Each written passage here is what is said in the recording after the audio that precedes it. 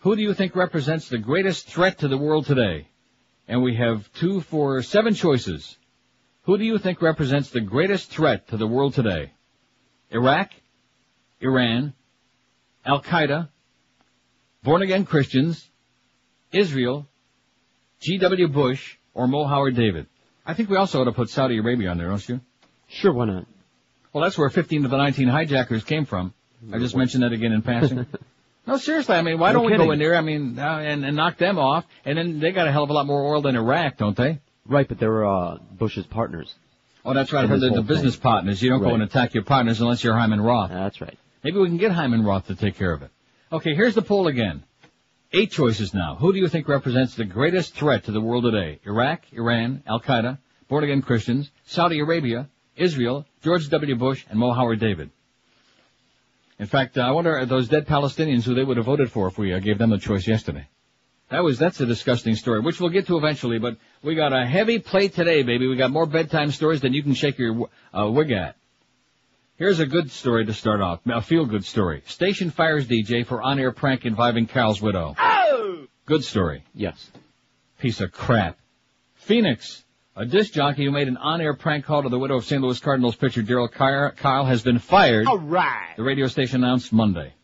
KUPD-FM, Cupid Radio, morning radio personality Bo Duran called Flynn Kyle at her hotel and asked if she had a date to last Thursday's playoff game. The stunt outraged St. Louis manager Tony La Russa and prompted an apology from the Arizona Diamondbacks.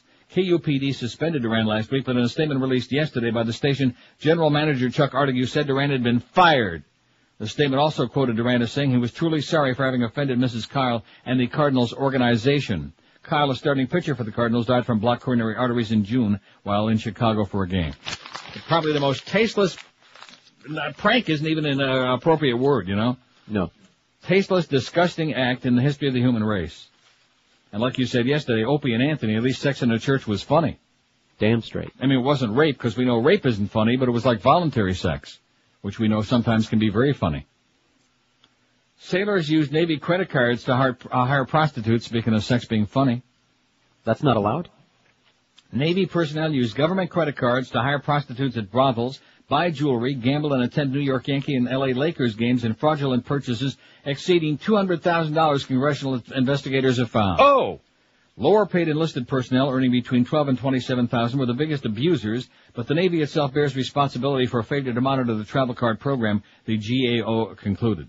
The GAO report was prepared for a House hearing today and obtained yesterday by the A&P. And Wegmans will have it for you tomorrow. The study shows the abuses and Loblaws. And what's the other one I always leave out? IGA. The study shows the abuses continued many months after the investigators first publicly reported on problems with, and Star Market, don't forget them, problems with travel cards. From October 2000 through March 2002, the nurse survey found 1,180 Navy transactions with personal items totaling $206,700. How do you like that? Last summer, the GAO found that some 200 Army personnel used the cards to get $38,000 in cash that they spent on lap dances and other forms of entertainment at strip clubs near military bases. All right. Well, what's wrong with that, huh? They have to have like budget. a little horizontal refreshment you. there. Otherwise, we're going to have... The Navy report said there were 80 transactions, including 13,000 plus at 2 Nevada brothels, 199 purchases for $20,800 at 2 jewelry stores, 247 transactions totaling almost $29,000 at 3 adult clubs. Boy, I sure hope Treasure Island wasn't one of those. 80 gambling transactions for over $34,000 and 72 cruises for $38,000. 502 purchases of tickets worth $71,400 to entertainment events, including Phantom of the Opera, Yankee and Braves baseball games, and L.A. Lakers baseball games. And guess what? No more Yankee or Braves games this season. Oh! How do you like that, Virginia, huh? Because there ain't no Santa Claus for those guys anymore. And good riddance already. Get some new blood in there. I'm sure you must have watched that last night. What? Oh, and that's why I played the Britney thing, because we were watching George's down there, and I'm up here, and we're like doing dual channel surfing this morning before the show. And what's his name? Matt Lauer there with that chemotherapy haircut of his. Matt Lauer had 3 chicks on there, one of whom was Britney. Oh! I don't know who the other 2 were. The other one was Shakira.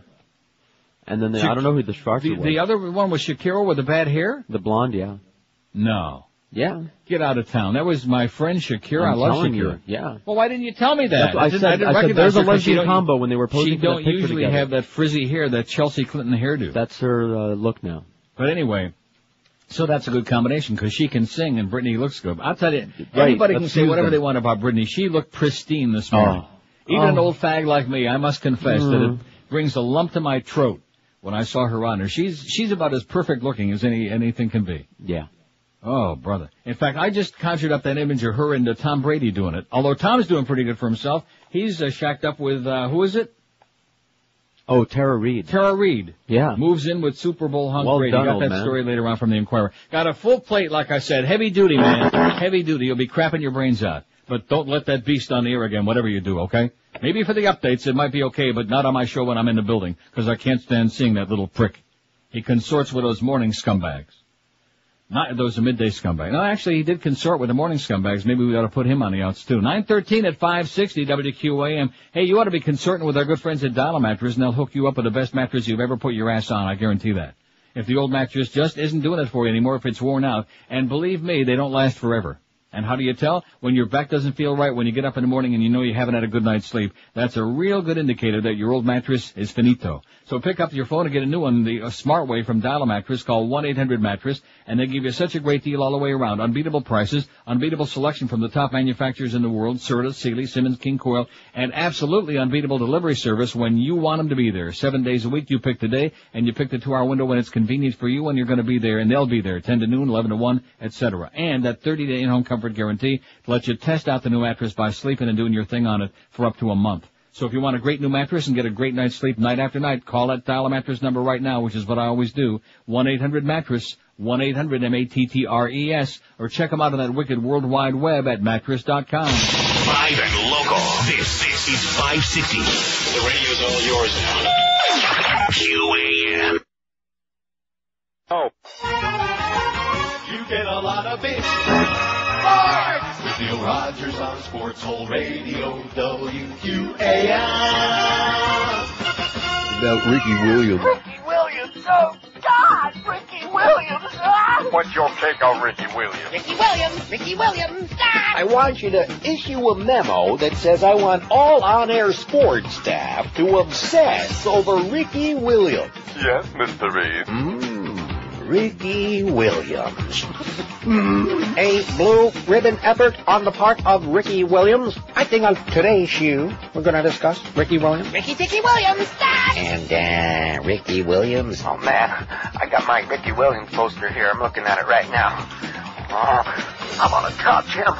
Welcome to the WQAM online sport bag wish list. Enter fantasy name drop to express your desire. Dear Ricky Williams, I never asked another man for a date before, but I offer my heterosexuality up to the sacred altar of sports. I still don't know who you are, but I hear your name dropped so often. I want you to fill me. Sincerely, No Life Sport Hole. Ricky Williams. Ricky Williams. All day. All night. Up your ass. And in your face. Only on Sport Hole Radio. 560 WQAM. That'd be a great poll question. Maybe we'll do that tomorrow. Who's got a better do, Ricky Williams or Matt Lauer?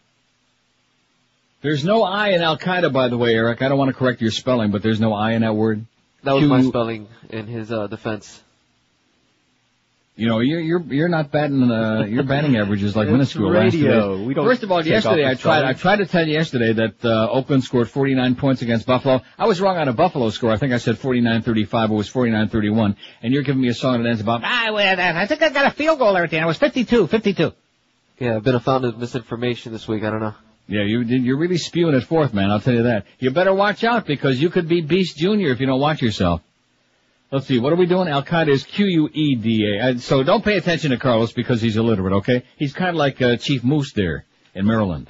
Well, no, I don't want to say he's illiterate, but what are you laughing about? We were listening this morning, and I forget what that word was he said. He put a V in a word. It's got like I don't know. It sounded like he was saying muffin, even though he wasn't trying to. I don't know what he was saying, man, but it wasn't a word I'd be speaking. And if you're going to be the chief of police, it would seem to me that being like, you don't have to be like a rocket scientist, but like at least a little bit articulate would be good. But nevertheless. Miami and MSNBC, nice job of getting everybody in a panic yesterday afternoon. They were reporting another shooting in that area that never really occurred, but they were like hyperventilating, and getting all hysterical. And guess what? I was right. Alan Keyes is no longer making sense. He's off. He's gone. Miami man convicted for beating girl to death over sausages. Remember that story? Yes. Well, good news. The Miami man was sentenced to life in prison. All right. After he was convicted yesterday of beating his girlfriend's 2-year-old daughter to death for eating his breakfast sausages. I wonder if they were Timmy Dean's. Juvon Pickett, 22, was convicted of first-degree murder and aggravated child abuse for the 1998 beating of Ashley Smithson, who was taken off life support a month afterward. Circuit Judge Manuel Crespo sentenced Pickett to a mandatory life sentence without parole. Without parole! Oh! Pickett slammed Ashley's head against the wall in a refrigerator when she ate a package of sausages meant for him, police said. Pickett also allegedly pressed his fist against her stomach to try to get her to throw up the sausages. I don't even want to speculate what the purpose of that was. Oh, I don't want to go there. If I can't have him, nobody can. Pacinthia Bradley, 27, the girl's mother, pleaded guilty to manslaughter last year, was sentenced to 11.5 years. Prosecutors said she stood by and watched the beating. A murder charge was dropped in exchange for her testimony against Pickett, no relation to Bobby Boris Pickett or Wilson Pickett. Maybe that's what they can serve him in jail every day for the rest of his life, is pre-eaten sausages, pre-tested. Have you ever had food like that? I've been in some restaurants where I thought that the meal was like pre-tested. U.S. says tanker blast came from within. I can just hear that song now. Was it within or without that Manfred Mann thing, you know? Come on without. Within or come on without. Yeah, was it without? Honey Quinn. Mm-hmm. The explosion that punched a hole in a French tanker off the coast of Yemen appears to have occurred within the ship, a senior U.S. State Department official said yesterday. But don't rush to any conclusions because now, for whatever reason, the stories keep changing every 5 minutes. The French said this because they don't want their lose their insurance and go bankrupt, that company. And the Yemenis, who are too embarrassed by it, they're saying, oh, absolutely, yeah, it was an accident. And now the U.S. says, oh, no chance, no terrorism. The tanker carrying 397,000 barrels of crude oil was set afire by the blast Sunday in the Gulf of Aden. Indications were that it was an explosion from inside the vessel, the official said, adding that a variety of sources, including French and Yemeni investigators, have drawn that conclusion from the way the vessel looked after the explosion. State Department spokesman Richard Boucher said the U.S. has offered assistance to the Yemeni and French authorities who are leading the investigation. Experts from the Navy, after they finish at those strip clubs, experts from the Navy are going to Yemen to help with the investigation, he said. I don't see anything wrong with people from the Navy going to them strip clubs or any of that other stuff. The government makes more money in 5 minutes than they'll ever waste in their lifetime. Why not let them have a good time, okay? Amen. Put them in a better frame of mood. Especially the enlisted men. How many votes we got on here? The poll is up, by the way. We're not wasting any time. Al-Qaeda, we got nice going, Eric. He got on that right away. We're on top of things today. 22 votes. The most, who represents the great, we did one similar to this a couple of weeks ago, the most dangerous person, but this isn't person. There are a couple of persons on there. Who do you think represents the greatest threat to the world today? George W. Bush 6, born-again Christian 6, Saudi Arabia 3, Mo Howard David 3. I'll tell you one thing, he represents the greatest threat to the beast, maybe not to the world. Iraq 2, Al-Qaeda 2, and Israel and Iran have none each so far. Let's ask the Palestinians how they feel about that. Speaking of people getting shot up, school shooting linked to sniper. In fact, there's the old Moose Man. At capacity. Can you clarify? You just said we were hopeful that... They have no information. No. This guy holds a news conference every 15 minutes to tell us that now the deal is the investigation is moving forward. They have no suspect. They have no clues. They haven't got any freaking idea who's doing these aberrant things, who's shooting everybody. And the thing that I don't understand, now call me crazy, but... You're crazy. This business, and he's the one that done it yesterday. Had the tear running down his cheek. Did you see that? No, thank God. Yeah, and he was going on about, well, now it's personal because now he's gone over the line. That he shot a kid, he shot a 13-year-old kid. And I asked you before the show, and maybe somebody out there can answer, not that we're taking any of your dumb phone calls, but I don't understand. Is a 13-year-old kid's life more valuable than if he was like 18 or 25 or 30, or that 72-year-old woman that was just going shopping and minding her own business? I don't get that. Of course, don't you know that the younger you are, the more valuable your life is because you're going to lose that's what the priest would tell you, but I'm not so sure that that's necessarily my opinion. You know what I'm saying? I know. I don't get that. You've crossed the line now. In other words, the other shootings were, not too good. It was not nice. Medium bad. But this crosses that. Now you've really gone a little bit too far, okay, mister? Now you've really got us pissed off and fired up. But we still have no idea what's all about. They got no clue. Students escorted to class under heavy guard is the dealer. They got the kids going to school, and they're all crapping their pants in the D.C. area. They made a good point on, what's that show, Awful Show, with the Chris Matthews, softballs last night. Yes. They made a good point, and that is that supposedly, we're going into Iraq, and the president makes a speech last night, and we're going to go in there and make the world safe from all the weapons of mass destruction. And in the meantime, while people are supposed to be feeling a little better about that alleged, they're in the Washington, D.C. area, people are all crapping in their pants, and they're walking around on eggshells. Monday's shooting of that 13-year-old boy outside a middle school in Prince George's County is linked to Washington area sniper attacks last week that left 6 people dead and another wounded, authorities said. The projectile, why didn't you just say the bullet? Oh, because projectile takes up more space. You don't have to write as many words. The projectile is identical to those that have been recovered from other scenes, said Joe Reel, a special agent for the Federal Bureau of the ATF folks. Remember the ATF in Waco? I bet you Janet remembers that. Prince George's Police Chief Gerald Wilson refused to discuss the sniper's possible motive. Isn't that him that we just had on there? Isn't that him, Gerald? No, that's the Moose Man. I get them confused. What I want is him, Wilson said. Now, how do we know it's a him? Maybe it could be a her with, she's a good shot. Or them. Or them. ATF Special Agent Mike Bouchard said it's more troubling that the sniper was now attacking innocent children. The stakes are raised. All of us are taking it more personal. It makes us more determined. The gloves are off, he said. So in other words, if he would have just stuck with people over the age of 18, of legal age, we would, the gloves would have still been on. Even if he would have shot up like about 100 people in 3 or 4 days. But now that he got the first kid, the gloves are off. I don't know. So gratuitously, crap. Authorities said the reward for information leading to the arrest and conviction of the killer or killers has risen to $160,000, $100,000 from the state, $50,000 from Montgomery County, another $10,000 from the Victims' Rights Foundation. The boy gunned down Monday was taken to a nearby hospital by his aunt, a nurse who had just dropped him off at school. From there, he was airlifted to Children's National Medical Center in Washington, where he underwent surgery for a single gunshot that entered his abdomen. He was described in critical but stable condition on a ventilator. Doctors removed his spleen and part of his stomach and pancreas. We're happy with how he's doing at this point, but we can't anticipate how that might evolve over the next several hours, said the boy's surgeon, Dr. Martin Eichelberger. So there you go. And there's good old Chief Moose on there again. Partners, saying absolutely nothing. Bop, bop, bop, bop, blah, blah, blah, like that. Nothing. Because they know nothing. But they sure as hell can't say that because that's just, we just don't do that. That would be like saying, do we know anything about Osama or Mohammed, or any of these other things where these people are? No, but we know where Saddam is, and we're gonna get him, baby, because we know where he is. We got some idea where he is. And of course, you remember back at the end of the Gulf War, there was all that talk then about getting rid of him and assassinating him and all this other stuff. And, because, first of all, there's like about 40 different, Saddam Husseins. He's got all these doubles. Oh, he does? You didn't know that? No. Oh, he's got, I don't know, not 40, but he's got several, stand-ins who look like him. So when things get really tough, oh crap, that wasn't him. But it's a good start, No, how do we even know the real, Saddam? We don't. It's like Fu Manchu. Exactly. And Fu to you. 927 at 560 WQM. Does this sound like you? Overworked? Yes. Underpaid? Yes. Stuck at a crappy dead-end job? Uh-huh. Then do yourself a favor, pick up the phone and call the nice people at Fast Train. They'll be happy to answer your questions and get you out of that rut. Call toll-free 1-866-FAST-TRAIN. The demand for certified computer professionals has never been better than it is right now, and bigger. And Fast Train can help you achieve a brand new career in as little as 4 months. 4 short months. We might still be alive by then. Fast Train is South Florida's largest certified Microsoft training center with locations in Pembroke Pines, Fort Lauderdale, Kendall, and Miami. Fast Train offers convenient day, evening, and weekend classes, and they got a full-time job placement department with over 30 years experience. So if you're in that category we were talking about earlier, if you're overworked, underpaid, unappreciated, stuck in a really crappy dead-end job, don't wait another second.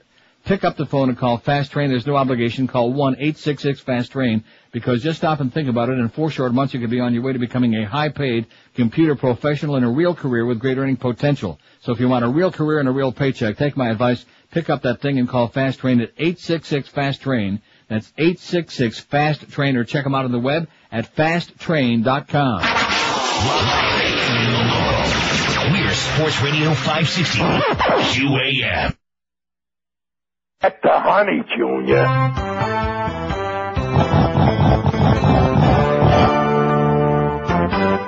Oh, fat ass Rosie, please go away. Find a new way to attack the buffet. Go home and eat your ho-hos till you explode.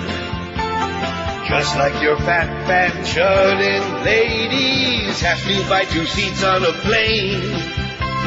Spinning your fingers that have yellow stain from Cheetos. Can't see your toes. Master Piggy Poo knows. Proud to be fat, disgusting, and pasty. Oi! You make the shut-in women smile. Play like a gal who's fat and sassy. pig smelly fat, so repulsive and vile. Your body cheese smells like a crapper.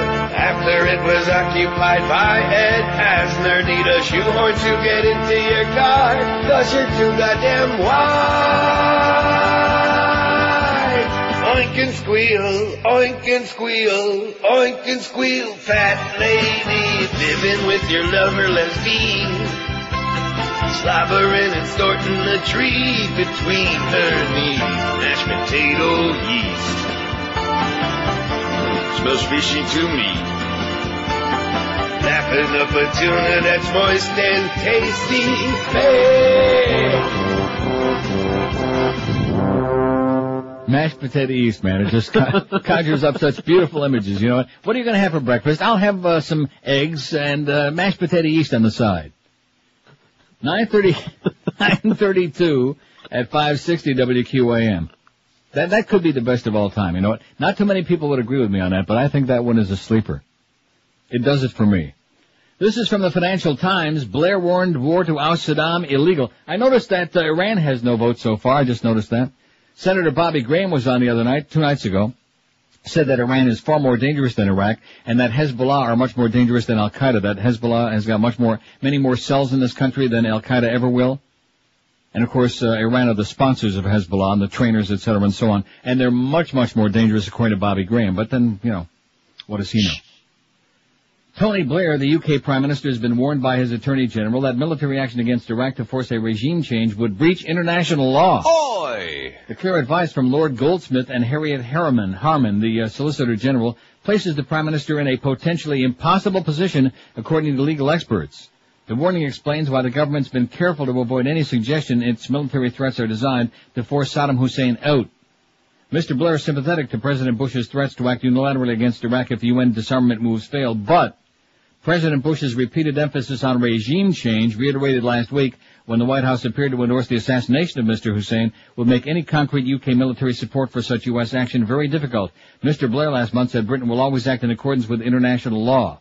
The law officer's confidential advice to Mr. Blair sets out limited circumstances in which international law could allow military action in support of existing UN Security Council resolutions and gives legal backing for action to enforce the fresh resolution under negotiation at the UN, but it rules out war to achieve regime change. Were the government to breach international law, it could find itself before the International Court of Justice facing charges for breaching the UN Charter. The U.S. is... Oh, and by the way, the Queen is here in Canada the last few days. Guess what she did in Vancouver? I don't know. Dropped the puck to start a hockey game. Aw. Exactly. The U.S. is unlikely to be deterred from unilateral action by such constraints. However, such action would strain relations with the U.K., America's closest ally. Mr. Blair would find it difficult to support the U.S. without splitting his party. He said, call him when the party started.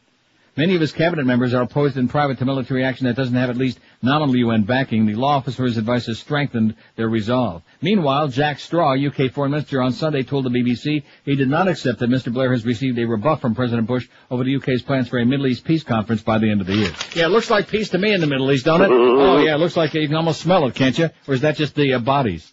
Pieces. Yeah, pieces in our hand. Remember Kissinger once said that pieces in his hand? Here's some good news, more good news. Well, I'm sure that the Republicans out there wouldn't think it's good news. Well, guess what? Tough titty, okay? You stole one, we'll steal one back. Isn't that the way it goes? Turnabout is fair play or something like that? Who always says that? What's the show? Oh, Hollywood Squares. Tit for tat. Peter Marshall used to say that. Turnabout is fair play. That's the only thing I didn't like when he did the show. Turnabout is fair play. That's a corny expression, Peter, okay? Cut the crap. Oh, he sure as hell was a lot better. What's that guy that was on the new Hollywood Squares? What that was his name? Oh. Tom Bergeron? Yeah, that's the one. Froggy. Bergeron, no wonder I didn't like him. Now that I know the name. The U.S. Supreme Court refused yesterday to intervene in New Jersey's ballot dispute, permitting Democrats to replace Senator Robert Torricelli with Frank Lautenberg as the real Senate nominee. Lautenberg's already way ahead in the polls. He will win. And they might as well call off the election. Barring any changes, that means Lautenberg will be on the November 5th ballot. He'll face Republican Doug Foster, who's got 2 chances, none and much less than none. That's what it says here, right on the CNN website. None and much less than none and much less than none, it says. The New Jersey race is critical to both political parties because Democrats control the U.S. Senate by just 1 vote, and Republicans believe that with Torricelli on the ballot, they stood a good chance of winning that seat. Torricelli dropped out of the race a week ago because he was falling in the polls amid lingering questions over his ethics, which you couldn't complain about his ethics because he didn't have any. Republicans had asked the court to overrule the New Jersey Supreme Court, which last week approved a request by Democrats to remove Torricelli from the ballot and replace him with Lautenberg, who retired from the Senate 2 years ago. Meanwhile, attorneys for Forrester were going to federal court in Trenton, New Jersey to argue that the Voting Rights Act was violated by the switch Democratic candidates. The hearing involves a lawsuit filed by two voters, a U.S. Army doctor, Kevin Riley in Hawaii, and a man living in Paris, who say they already cast their ballots in the race. They're being represented by Forrester's legal team. Well, guess what? Give them a new ballot, okay, and let them vote again. Okay? Assholes. Just the way it goes, it's the way it is. Turn around, like I said, is fair play. Isn't it the way they say it? Something like that. Here's a great article. Common Dreams News Center. CommonDreams.org, by the way, is the website. Really, really good stuff on here. McDermott accuses Bush of plotting to be emperor. U.S. Representative Jim McDermott broadened his attack on George W. Bush's war plans yesterday, saying the president is threatening military action in Iraq as part of a plot to crown himself Emperor of America. I don't think he's too far off. Haven't I said that? Nope. That if it was up to this band of merry Nazis, we'd never have another presidential election? I think that's pretty close to true. Criticized for saying on a trip to Iraq early last week that Bush would mislead the American public, McDermott, a Senate Democrat, was back in his Seattle Democrat, was back in his district yesterday, cheering supporters that Bush is planning a war to distract voters' attention from domestic problems, and I think he is absolutely correct, sir. He said Bush is trying to submarine efforts to restart weapons inspections in Iraq to give him a pretext for starting a war McDermott said is being planned in part to bolster U.S. oil interests. Oh, I can't stand anybody this honest, you know it? Right. And what we're dealing with right now in this country is whether we're having a kind of bloodless, silent coup or not, McDermott said at a town hall at the Jefferson Park Community Center on Beacon Hill. The event was sponsored by local Democrats and other groups in his congressional district. At the heart of the debate, McDermott said, is whether Congress or the President has the power to declare war. The President's trying to bring himself all the power to become an emperor to create Empire America, he said. And he warned his supporters, if you go along like sheep, that's what will happen. State Republican Party Chairman Chris Vance said McDermott's comments about the coup were the most irresponsible thing I've ever heard an American politician say. Sometimes politicians, like everyone else, will blurt things out they don't mean. Kind of like Jeb Bush, maybe? Vance said, but it sounds like he's thought about this carefully and really believes that. The resolution Congress will vote on next week was negotiated between the White House and congressional leaders of both parties. The President's not trying to bypass Congress, Vance said. He's taking his case to Congress. If President Bush is engaged in a coup, then his co-conspirators are Richard Gephardt and Joe Lieberman, he said, referring to Democratic leaders, and both of them are very dangerous, especially that Joe Lieberman. About 200 people showed up for McDermott's meeting in Beacon Hill Community Center. Nearly all were supporters. Outside, 4 or 5 protesters carried signs objecting to to McDermott's recent trip to Iraq and his comments about Bush and Saddam Hussein. Saddam good, Bush bad. This is Baghdad Jim's mind on drugs, said a sign carried by Brandon Swally of Lakewood. I think he should be thrown out, she said. When McDermott arrived, he was escorted into the hall by Seattle police and followed by a few protesters, one of whom shouted after him, "Our president is not a liar. If you want to say it here, but don't go to foreign land to say it." Inside, the crowd was heavily in favor of McDermott's view. When opponents took a microphone to talk, they were shouted down and told to get their question in. Supporters, though, were able to talk uninterrupted and gave anti-war speeches. Oh! Kind of like the beast, they were just shut up. Last week, McDermott said he may have overstated his case against Bush while in Iraq, but yesterday it was clear he believes there's a pattern of deception within the Bush administration to justify a war. He said that Bush is using the memory of 9/11 terrorist attacks to fuel a war with Iraq. One of the dilemmas we've had since 9/11 is that this country has been continuously terrorized by the government, McDermott said. Every week they announce a new threat. Today is code orange, today is code red. Granted, it was an awful day. It was a heinous act. Nobody has anything but horror over what happened that day. But the message to draw from that day is not that we should suddenly go to war with the whole world, which basically is what the president is saying. McDermott is convinced that Bush is bent on war with Iraq to distract voters' attention from a collapsing stock market and other problems at home. It's the oldest game in the book, he said. They found this war very convenient to obscure people's views about what's happening domestically, and he is absolutely correct, sir. Beyond a shadow of a doubt. 9:41 at 560 WQM. Oh, now that isn't Catherine Harris, is it? Where? What? Oh, it's that bitch, Catherine Harris on CNN. Oh, I see Anne Marie. Oh, my God. Well, she just came on here to try to cover it up. Good Canadian girl, Anne Murray, okay? Almost as butch as Janet Reno. Hey, listen, I'll tell you something that'll butch you up a little bit, and it's Oleomed. I'm gagging on it, you know? Oleomed?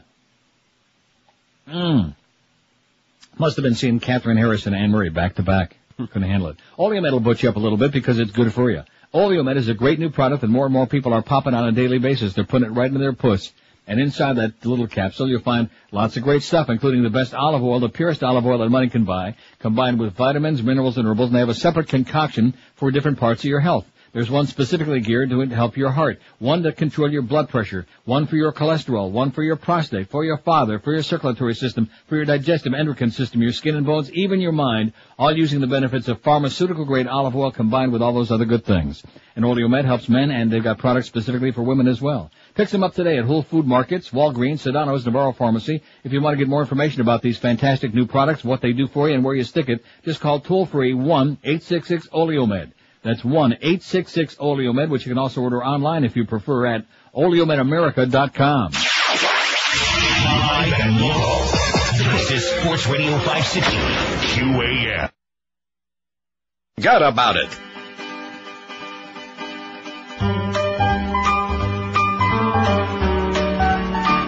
Okay. Don't like all the heartburn. Every time I see that retarded dimwit on my TV. He's President Trump, Republican muscled in, an inarticulate idiot. I don't know why they would want this guy, but now he's here. We're screwed the next 4 years with President Dumb.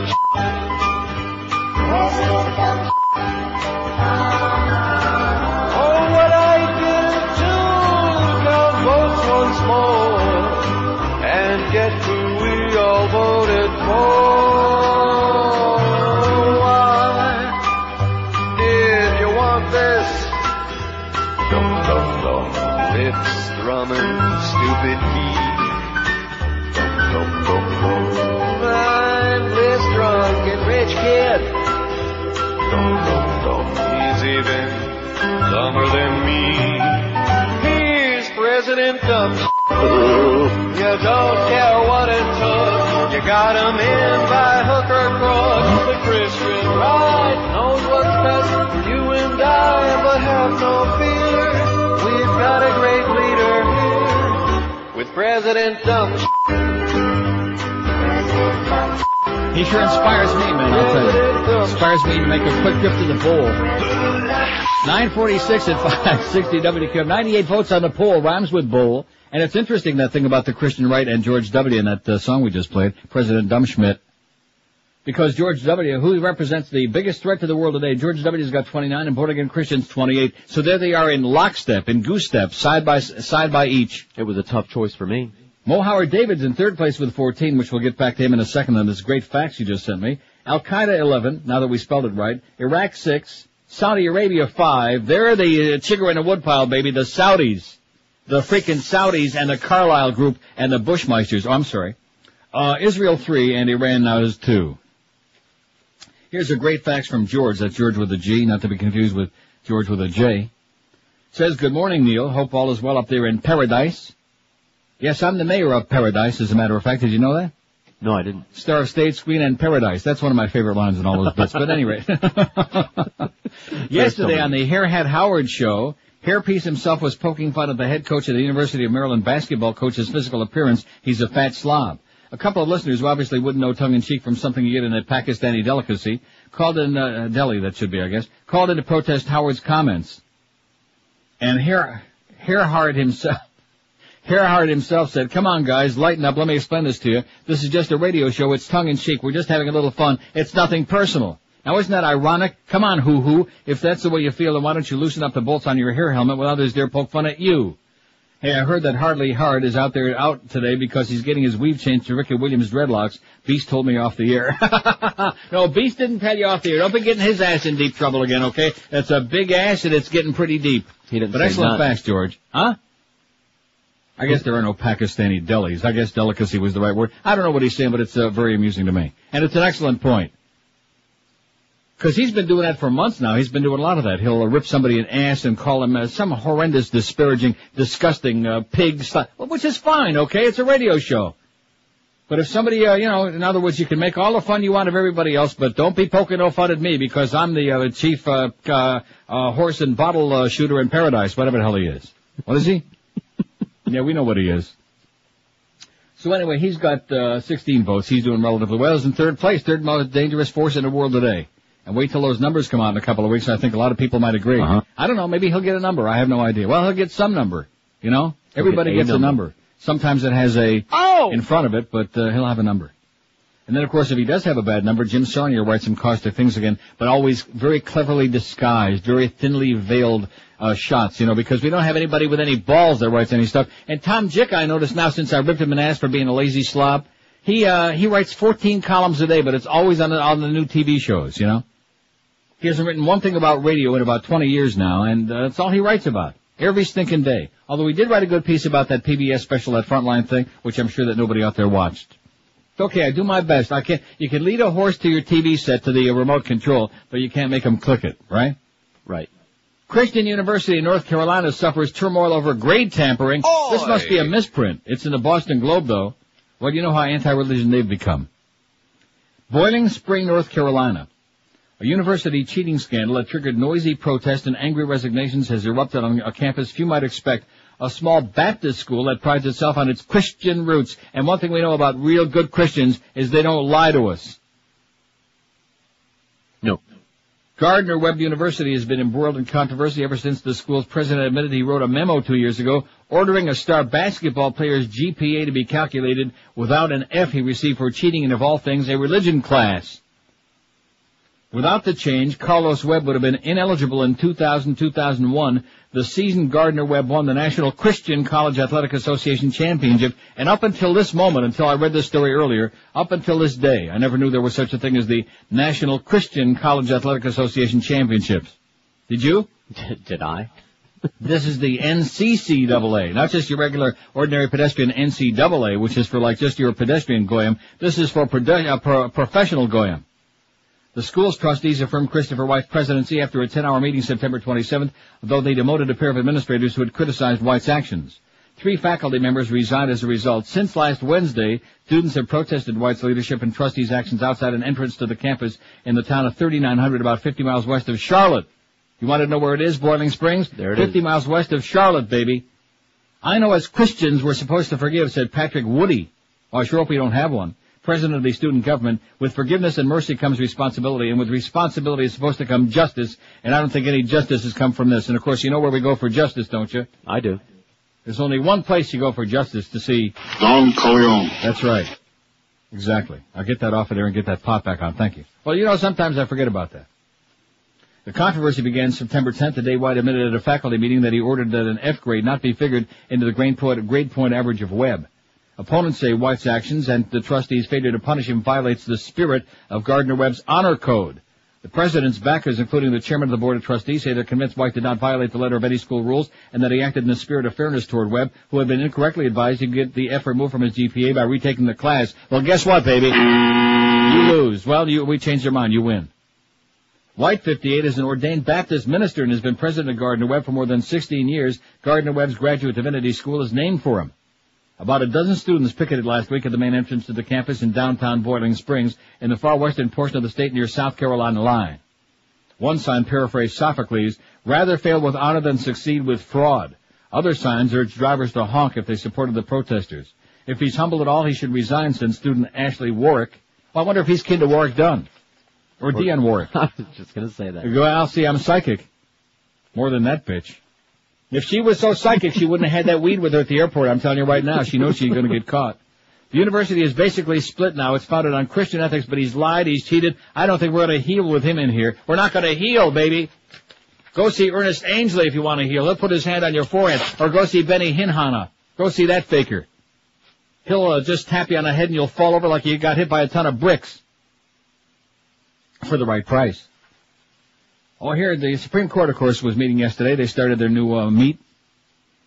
And all kinds of stuff. We got all kinds of Supreme Court stories, including that one they said, hey, that Torricelli, Lautenberg thing in New Jersey, we're not going to hear it because it would look too bad, you know. The word is Antonin Scalia was frothing at the mouth. They had to put him in restraints like Hannibal Lecter, but nevertheless, they held him back and they said, nah, we're not getting involved in that one, okay? One thing to fix the presidential thing, but give you the Senate too, we're not too sure about that. Starr's tattoo appeal rejected by the Supreme Court. You remember good old Kenny Starr? Yes. A famous penis gate, that famous pornographer?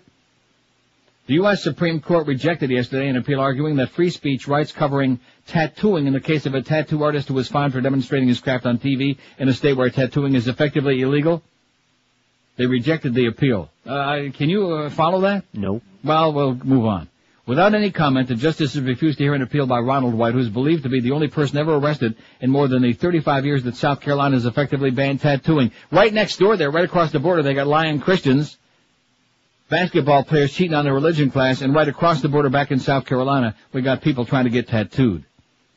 White's lawyer, former independent counsel Kenny Starr, who knows a lot about getting screwed and tattooed, told the justices that tattooing represented an 8,000-year-old art form entitled to protection under the First Amendment of the U.S. Constitution. So in other words, according to Kenny Starr, blowjobs bad, tattoos good. All right. I was kind of thinking it was the other way around. I'm glad I got straightened out. Well, they both involve a prick. Starr, who as special prosecutor, I'll just pretend I didn't hear that. Starr, who as special prosecutor investigated then-President Bill Clinton and the Monica Lewinsky sex scandal in Blowjob Gate, challenged a South Carolina Supreme Court ruling that upheld the state's ban on tattoo artistry. In a free society, this is intolerable, he said. In a society that protects liquor advertising and pornography, it is inexplicable. Art deserves protection as art, said Starr, who has returned to his private law practice. Simply put, the South Carolina Supreme Court's decision is at war with artistic freedom, he wrote, arguing that tattooing involved artistic expression, even though it usually looks like crap. White, while in his house in 1999, drew a spiritual tattoo, a creative adaptation of ancient tribal tattoo that signifies the onset of adulthood on the arm of another man. Oh. A local South Carolina TV station showed White doing the tattoo as part of a story on tattooing. After the show aired, he was arrested for violating the 1966 state law, which makes it a crime to tattoo another person. At trial, White admitted he violated the law, but argued it was unconstitutional. He was found guilty, sentenced to 5 years probation, and fined $500. Oklahoma is the only other state to ban tattooing. Oklahoma. Starr said tattooing, which became popular in the U.S. more than a quarter century ago, has undergone a renaissance in the past 3 decades. He said it's recovered from a scare in the early 1960s when a hepatitis outbreak in New York was thought to have been caused by a dirty tattoo parlor on Coney Island. Well, I'd rather have a dirty tattoo parlor than dirty hot dogs on Coney Island. Ever have any Coney Islands in Detroit? No. South Carolina, good. South Carolina Attorney General Charles Condon defended law, saying it was narrowly drawn to serve the state's interest in protecting the health and safety of its citizens. It only prohibits lay people from engaging in one very specific method of applying body art, injection of ink or dye to the skin, he said. Condon said South Carolina residents were free to get tattoos outside the state. Just don't be doing it here within the confines of our borders, baby. You can wave that Confederate flag, but number one, and number two, don't be a fag, and number three, don't get no tattoos. And especially from no fag. Oh, I think if you get a tattoo from a fag, that's it. You're done. You've had it. 9:57 at 560 WQAM. If your carpets look like they've been tattooed and screwed, if they look really bad, the answer is Dry Concepts. They'll come in your home and perform probably one of the very few real miracles that's ever happened in the history of mankind. I know I've been using them for over 20 years in my house and my mouse, and believe me, especially having had 2 dogs most of that period of time, my carpets take a real beating. But Dry Concepts come in, they dry clean the carpets, they suck out the deep down dirt, and they leave them looking brand new, smelling lemony fresh. They're dry in a couple of hours, and you just keep, no matter how many years you use them, you just keep shaking your head every time they leave and wondering how could they possibly make them look so good. But they do it, and they give you a written guaranteed price before they start doing the job, so no tack-ons, no scams at the end of the job like some of those other guys. And they also do an unbeatable job of doing all kinds of other spiffy stuff for you.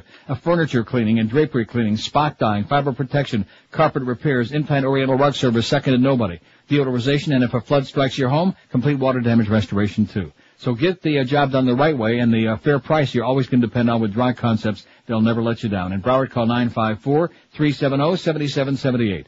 954-370-7778. In Dade or Palm Beach, 1-800-248-5071. 1-800-248-5071. Clean today, entertain tonight with Dry Concepts. Live and local. We're Sports Radio 560 QAM. Anybody have a heart or a liver? Well, I'll give it to you. Do you know it's time to get F-15s flying? We're about to hit them with everything all at once. Fly in one of those honkin' B-52s, and Baghdad's going down, no doubt about it. I know that war gives you the creeps, but it's almost a necessity. It all keeps adding up. to blowing Iraqis up. Saddam we must destroy. Let's not postpone. They denied our chance to have inspectors glance and look around and see what's going on. They said, hey, no more you can explore. And that's reason enough for us to act upon. I know that war gives you the creeps, but it's almost a necessity. It all keeps adding up to blowing Iraqis up. Saddam we must destroy. Let's not postpone. 10:02 at 560 WQM. Happy Tuesday too. We got the Mad Dog coming at 1 o'clock doing a show from Shula's today. Hank will be on at 3. And let's see, has he got a full 4-hour show today? Look at that. Heavy duty work, baby. 4 full hours for the Humper, 3 to 7 with Patrick Surtain at 5. Shivas Regal talking hardball with the Crow, the Schvo at 7 o'clock. Then followed, of course, by Game 1 of the series, Anaheim, Minnesota, the ALCS. Aren't you going to be glued to your radio for that? For what? The baseball game, the underdogs, baby, the Angels and the Twins. This is a cute line. This fax you just sent me is kind of yeah, cute. It's cute. Todd in Sarasota has this little riddle for you. Why is aspirin white? Because it works. Anyway, and after the baseball game, you guys, that sound like a racist remark to me. Don't be making no racial comments on here, Tom, but a good point. Eddie K, after the baseball game, and Joe and Mark, what are they now? The overnight guys. We don't want to call them the dirty boys anymore because it's bad for their image, and it'll get Moses and Vlad into a lot of trouble. Joe and Mark overnight 2 to 6. And then, of course, they'll have a lot of material in that last hour that Mo can use in tomorrow morning show. See, we promoted your show tomorrow morning, Mo. How do you like that, huh? The old Mo show. This morning, Mo was a no-show on the Mo show. Westerners report green-purple flaming meteor.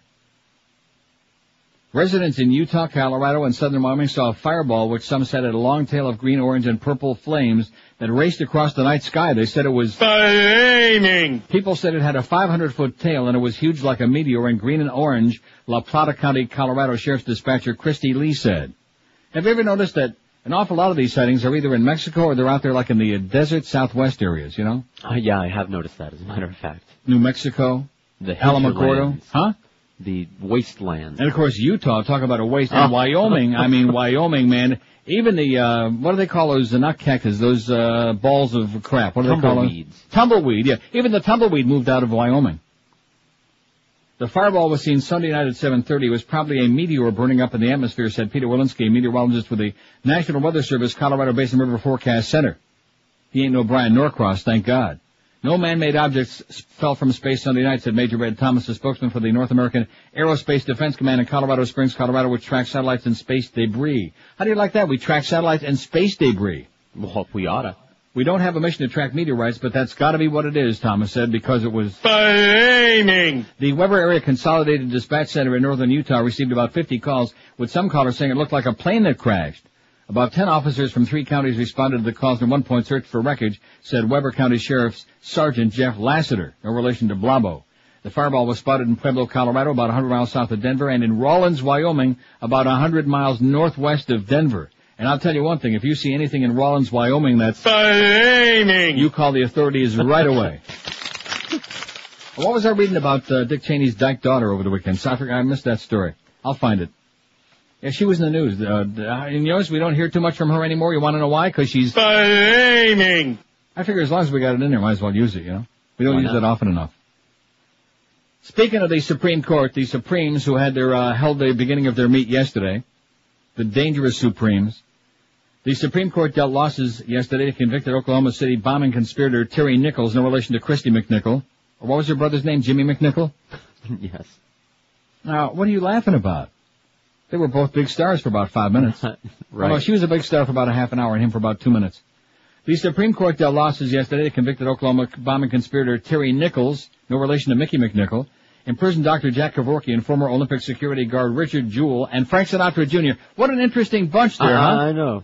Terry Nichols, Jack Kevorkian, who ought to put Terry Nichols out of his suffering, former Olympic security guard, poor fat Richard Jewell, and Frank Sinatra Jr.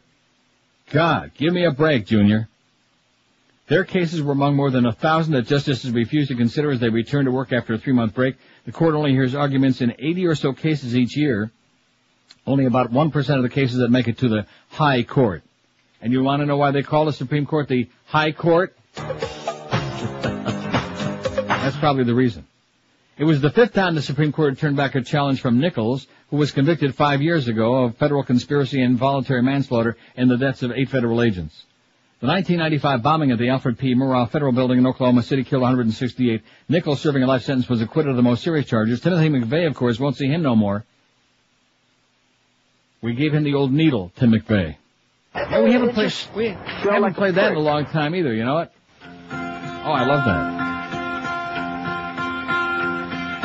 Tim McVeigh, he's on trial for that fateful day. Nichols' lawyers were arguing that his trial was tainted by government's failure to turn over thousands of documents. They said the government should not be rewarded for misconduct. Nichols still faces state murder charges and could be sentenced to death if he's convicted. Oh! And we'll be right there to watch. We'll be right there to stick the old needle in. Kevorkian is also unsuccessfully tried before to get the court involved in the issue of assisted suicide. I wonder if Reva can get some help from Dr. Jack on Guiding Light. He's serving a 10 to 25-year prison sentence for the injection death of a man with Lou Gehrig's disease. The 1998 death of Thomas Yauch was videotaped and shown on national TV. Kevorkian called it a mercy killing, but a jury in Michigan convicted him of second-degree murder, which, of course, as we all know, is ludicrous. And in civilized country like the Netherlands, assisted suicide is kosher, as long as somebody Jewish conducting the service. Does it have to be loyal? The Sinatra case involves profits from the story of the kidnapping of Frank Sinatra's teenage son nearly 40 years ago, who's a real major loser, by the way. Frank Sinatra Jr. was snatched from a Lake Tahoe, Nevada hotel in 1963 and released unharmed after his family paid a $240,000 ransom. 3 men were arrested and convicted. The younger Sinatra lost a court battle in California over profits from a planned movie about the crime and asked the High Court to step in. The Supreme Court refused to review the constitutionality of a California law intended to prevent convicts from profiting from books, movies, or other representations of their crimes. The 1983 law was similar to victims' rights laws passed by 40 states and the federal government. The Supreme Court yesterday also declined to review the case of poor Richard Jewell, who argued that he was libeled by a newspaper, which reported that he was a suspect with the 1996 bombing at Centennial Olympic Park in Atlanta. Georgia court sided with the Atlanta Journal-Constitution. How do you like that? And the Supreme Court said, screw you, Richard. Even though they destroyed your life. Jewell found a knapsack that held a bomb that exploded July 27, 1996, killing 1 woman, injuring 111 people. He went from hero to suspect, but was later cleared by the Justice Department, which it seems to me that his lawsuit should have been upheld on those grounds because he was innocent. He was not guilty, okay? But don't confuse the Supreme Court or any of the other courts with the facts, especially in Georgia. The court also refused to consider a Kentucky school district case over its firing of a 5th grade teacher who invited actor Woody Harrelson to tell her students about the merits of industrial hemp. The court's refusal means there will be a trial for Donna Cockwell to prove she was wrongly fired. The merits of industrial hemp. Yeah, man. Rope.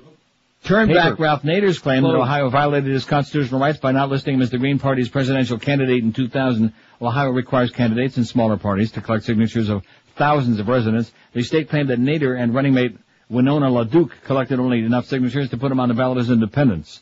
Nader, running as the candidate for pro-environment anti-corporate Green Party, got 3% of the national vote in 2000 and cost Al Gore the presidency and put us in this pickle that we're in today. Nice going, Ralph. You and your buddy there, you and your buddy Phil, hit the road together, baby. You're both jerks. Hit the road, jerks. Were attached to the Kuwaiti military. This island off the coast of Kuwait. Oh, they're talking about that little mishap they had, the Navy Marines taking part in training exercise in Kuwait. Little contretemps there, a little bit of a mishap. And of course, you know the way we look at it, since human life is as cheap as stepping on cockroaches and swatting skeeters, it's, just some more dead people. Isn't that basically what it boils down to now? Yeah. Drop in the bucket. 186 votes, and it's changing. I bet you there's more now. Like I said, 193 votes on the survey. Who do you think represents the greatest threat in the world today? Born-again Christian, 63. George W. Bush, 54. Mo Howard David, 27. Al-Qaeda, 19. Iraq, 14. Saudi Arabia, 9. Iran, 4. And Israel's only got 3. Oi! Tell that to the Palestinians. Who'd you vote for?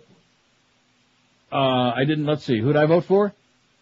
Yeah. George W. Bush. Oh, I voted for born-again Christians. I knew that because I saw when we each had 1 vote apiece. So that was good, because basically what's the difference? See, how come we're not hearing more about this? Police say Pompano Boy 12 was deliberately gunned down. Are you hearing anything about that? Yeah, they're rumbling about it. Police suspect a 12-year-old Pompano Beach boy was deliberately gunned down and murdered after the intended victim fled to safety. This is in the Sun-Sentinel. But the BSO said yesterday that homicide detectives still don't know what caused the gunman to go to the house in the 800 block of Northwest 5th Avenue in Pompano Beach. Jawan Vishon Matthews of Tamarack was standing outside his grandma's home when he was shot as he played in the driveway on Sunday. Matthews was airlifted to Broward General Medical Center where he was pronounced dead 6:45 p.m. The sheriff's office said yesterday detectives believe the gunman decided to shoot Jawan after his intended victim saw what was happening and ran to safety. So in other words, he was going to shoot somebody else and that kid ran away. So you're available, I'll shoot you. You'll do. BSO deputies were dispatched to the home after receiving numerous 911 calls about gunshots in the area. The gunman is believed to have been in a dark blue, newer model Mitsubishi Mirage or Kia Cephia with no hubcaps, and the second vehicle possibly involved is an older model, 1990s Burgundy four-door Regal Century. Detectives also want to locate a large white four-door model, older model Chevy Caprice type vehicle with black tag on the front and dark tinted windows. The vehicle, which was seen parked outside the home earlier in the day of the shooting, also has a spotlight similar to those found on police cars on the driver's side. So there you go. And of course, we don't want to overreact to any of these stories, do we? No. But the fact is, we just don't know. We don't know nothing. And he'll be on there and tell you that the investigation continues. We don't know nothing, but the investigation continues. And don't give us no long words, because we sure don't know how to pronounce them. 12 minutes after the hour at 560 WQM, you want to go to a great shoe store. Speaking of Pompano Beach, this is the place, Brandy's, where you'll find the largest selection of men's and women's shoes, the best service in town, and the best prices in the universe, period. It's as simple as that. And we're not talking about some off brands at Brandy's. We're talking about top quality shoe names, the ones you know and love. Rockports, SAS, Sperry, Timberland, Naturalizer, and lots more. And of course, no matter how big or teeny tiny your feet may be, you can just about bet George's life on it that they got the shoes you're looking for in your size in stock and ready to stick on right now. And Brandy's is open daily 9 to 9, Sundays 10 till 5. You'll find them at 1290 North Federal Highway in Pompano Beach. They are unbeatable. And don't forget, all this week, I'm assuming it's still going on this week because I've gotten no new information from our good bald-headed friend, I don't think. Did we? Did we get a new tag? No. All this week at Brandy's, it's a huge SAS sale, I think. Big savings on SAS shoes. The more pair you buy, the more you save. And if that's wrong, if it was only last week, blame it on Troy when you go into Brandy's Shoes in Pompano Beach. Live and local. This is Sports Radio 560. QAM. I'm dying over here. In this place, I see a lot of gas. I also see a lot of folks taking medicines that don't fight gas. Wow, this NyQuil knocks me out. Oh, I still got gas! Gas-X has the most powerful medicine to relieve gas fast. Oh, not as fast as I thought! Oh no, not here! Gas-X gets the bloat fast. 10:17 at 560 WQM. This fax you just sent me from Eddie is enough to make my stomach turn. You think it's serious? Oh yeah. I'm a member of the military and a veteran of the Gulf War, and I'll assure you I support I assure you that I support the president. Hey Eddie, maybe we can get a package deal, send you and Captain Moose to linguistics school together. He says many of my fellow soldiers, including myself, are waiting for the word to go. This issue of Iraq should have been settled 11 years ago. Also, those idiots like Jim McDermott and Senator Byrd should be put out to pasture and Daschle shot. Love your show, Neil. Eddie, Semper Fidelis. So you're not supposed to say Semper Fidelis. You're supposed to say, if it was a real Marine, you say Semper Fi. You don't say the whole word, right? Right. A real upstanding Marine says Semper Fi.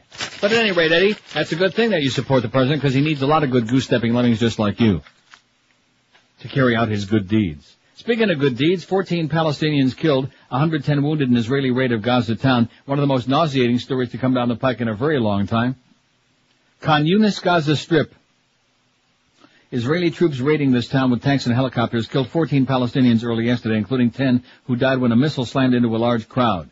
Palestinian officials said all the dead were civilians, while the Israeli army said most were armed men killed in battle. About 110 Palestinians were wounded in the 4-hour raid, including 25 who were in critical condition, doctors said. Most suffered shrapnel wounds in the head, chest, and abdomen. The dead ranged in age from 14 to 52. Israeli troops fired machine guns and assault rifles at a Khan Yunis hospital, where most of the wounded were taken, killing one man, injuring 3 people. The military said the shots were fired in response to mortar fire, and witnesses said they heard 2 explosions before the shooting began. Palestinians denounced the Israeli strike, the deadliest since July, as a massacre, and called for international protection. The Islamic militant group Hamas threatened revenge. Israeli officials said Palestinian militants were responsible for the casualties because they took cover among civilians. The military said Khan Yunis is a Hamas stronghold and that during the raid, troops arrested a wanted man carrying a homemade explosive device. However, there is no indication of a particular target as in previous strikes against wanted militants that also claimed civilian casualties. The Israeli military said the missile was aimed at a group of armed men who were attacking soldiers with guns and grenades. The missile was fired toward the end of the raid. Wissam Abdin, 29, said as troops withdrew, residents emerged from their homes to inspect the damage and check on the fate of friends and relatives. Abdin said there were no gunmen in the crowd. However, another witness, Walid Sabah, 44, said gunmen were among those gathering in the street but didn't shoot at the time. Sabah said he was in the crowd with his 17-year-old son, Abdullah, who was killed in the missile strike. Abdin said as the troops withdrew, he heard the sound of helicopters. 2 minutes later, I heard the sound of something coming from the air, and I saw the flames. Then a big explosion lifted me and blew me about 10 yards away, he said. Abdin was hit by shrapnel in his arm. Another resident, Abidi Hashur, 24, said he was emerging from his apartment when he heard the explosion. People were bleeding, many of them lying on the ground. Women were screaming and blood covered the ground, he said. Brigadier General Israel Zif, the Israeli army commander in the area, said troops met heavy resistance from Palestinian gunmen. He said that as troops withdrew, many armed men gathered in the streets. They fired a lot and threw grenades. There was a battle there, Zif said. The helicopter aimed at this armed group and hit them. Zif said the battle was filmed from a pilotless plane. The army hasn't yet decided on an Associated Press request to see that footage. Israel's Deputy Defense Minister, Weitzman Shiri, said he was sorry if civilians were hurt. But what can we do, Shiri told Israeli Army Radio. It's war. Javier Solana, the European Union's foreign policy chief, who was visiting the region, said he was shocked by the number of casualties. I think it's even more dramatic because of the efforts that the Palestinian people were making in order to get out of the way of violence in recent weeks, he said. Later Monday, Israeli troops fired into Nasser Hospital in Khan Yunis, where hundreds of people had gathered to learn about the fate of loved ones. Among the wounded were a 14-year-old boy hit in the chest and neck, and a paramedic struck in the chest. One bullet narrowly missed a reporter who was hit in the shoe by a small bullet fragment. The dead, wrapped in Palestinian flags, were taken from the hospital on stretchers, carried by gunmen who fired in the air to shouts of revenge, revenge. Both Hamas and Palestinian leader Yasser Arafat's Fatah movement threatened revenge. We'll make the Zionist enemy swallow the bitter drink very soon, a masked Fatah activist armed with a machine gun and grenade stuffed into a belt told mourners. Pieces in our hand, baby. Speaking of crazy people, I don't want to say he's crazy, but he's dangerous. You're going to love this article. Dr. Phil's a shameless rip-off artist yes, from the Globe.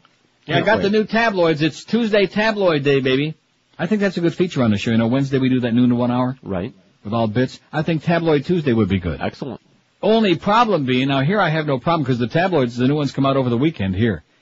And the fact that they're all printed in Lantana, I'm assuming that if I go to a real place like Borders, I can get the new tabloids, because they seem to be Huh? I don't know. I'm talking about when I come back down there. I hope that I can get my tabloids in time for Tabloid Tuesday, because I don't want to be reading old crap. Good luck in the big bookstores for up-to-date magazines. They leave ancient magazines on the shelves there. Oh, maybe we'll find that ancient Chinese secret. Bob's News, baby, in Fort Lauderdale. I'm not going to Bob's News. I'm going right over to my Borders, and I guarantee I'll find, or I'll just go over to Publix. They got them. And if I don't find them there, I'll go to Walgreens, and Marcy will have them put them outside for me. And if I don't find them there, I'll just go right out behind Walgreens to the new Pizza Loft. And have lunch and dinner.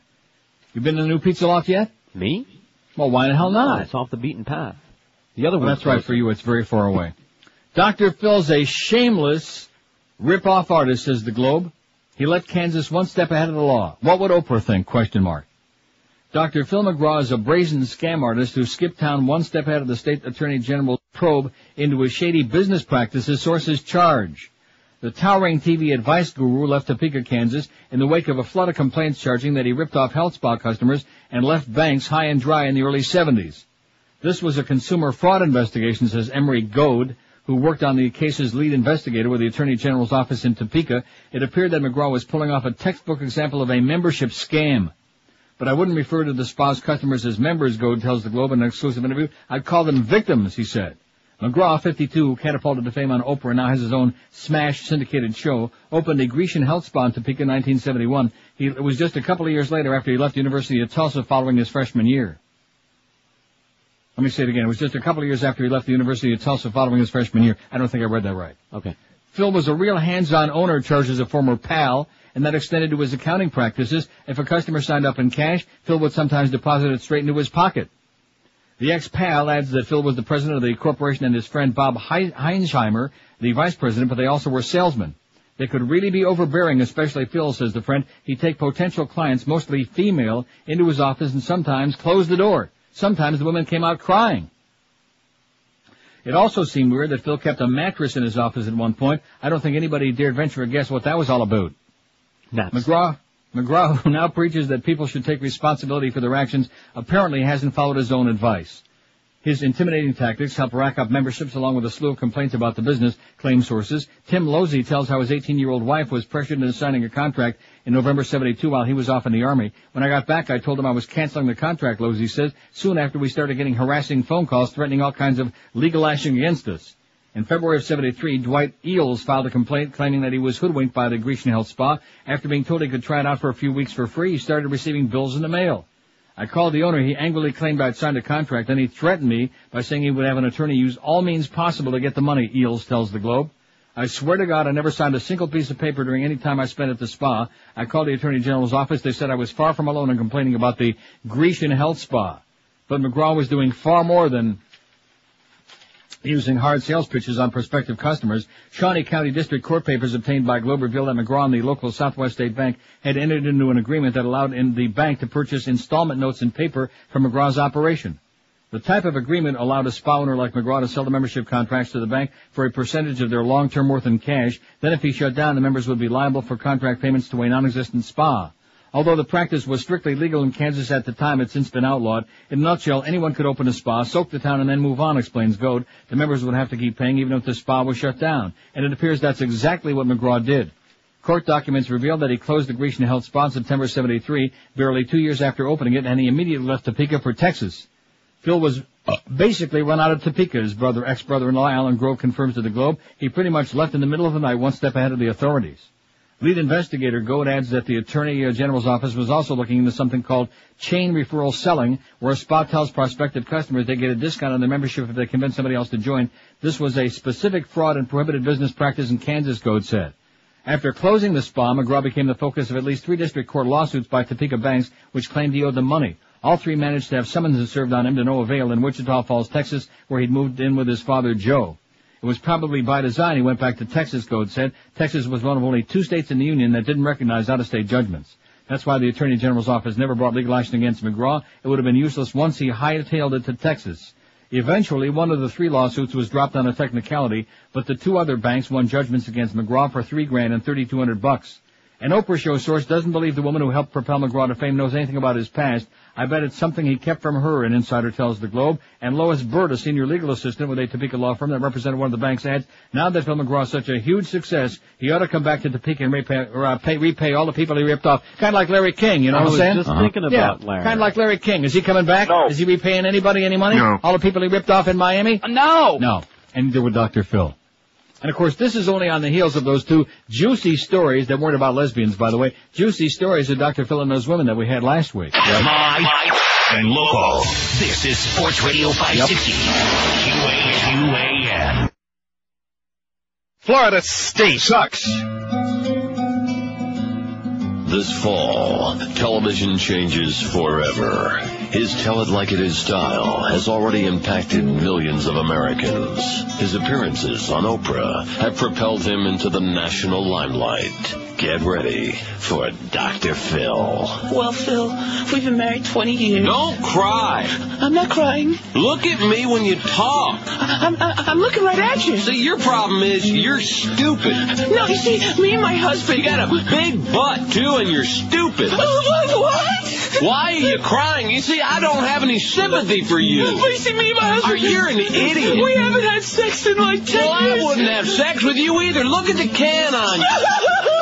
Dr. Phil. You know, the problem seems to be I come home, I want to watch TV. Don't tell me about you. Tell me about her. Well, I'm not trying to tell you. She comes into the room. Don't tell me what she does. Tell me what you do. I sit in the chair, and I have the TV on. No, and you're too busy watching TV is your deal. That's what men want to do. We just want to watch TV. You can't do it. Well, I want to do it. And you can't do it. See, your problem is you're dumb. You're a dumb, watching TV idiot. Excuse me? I said you're a dumb, dumb. Don't eyeball me like that. I'm trying to help you. You're on my show. You don't have your own show, do you? You know, you need some of this. Oh, how about this? Oh, idiot. Oh, Dr. Phil. See, Dr. Phil, he just doesn't... Now, why are you talking so quiet? You see, already I can tell that you're a pushover. But he just doesn't... Don't tell me what he does. But I just don't understand. How about some of this for you, too? Some of this. Dr. Phil, this fall. Here you go, Mr. Announcer Boy. Here's some love for you, too. 10:32 at 560 WQAM. And how about that Jonathan Edwards? How he's doing it? Oh, yeah. See, I still get so irate when I think about poor Miss Cleo. Now, granted, they, tacked on some extra phone bill stuff on there, but, hey, that's part of the game. They gotta make a few bucks. But the idea that they went after Miss Cleo with such enthusiasm and with such vigor, and in the meantime, fakers like Jonathan Edwards with his crossing over bull crap, and all these televangelists, and this guy, this Dr. Phil, faker. Hey, that's great TV, baby. And it's just like the infomercial thing, which of course Carlos is very big into. We had quite a lengthy conversation about infomercials before the show this morning for about 30 seconds. Now, I would say 95% of that stuff is crap. Oh, don't tell me my cable just went out. Oh, no. Oh, my Dame Rogers cable just went out here. It'll be back momentarily. There it is. Oh, thank goodness, because El Presidente's speaking. He understands budgeting. That's important for this state. Yeah, it's important for this country, too, but evidently you don't get it, W. You don't get it. Don't mention budget, because that sounds like something to do with the economy. We don't want to talk about that right now, do we? No. No.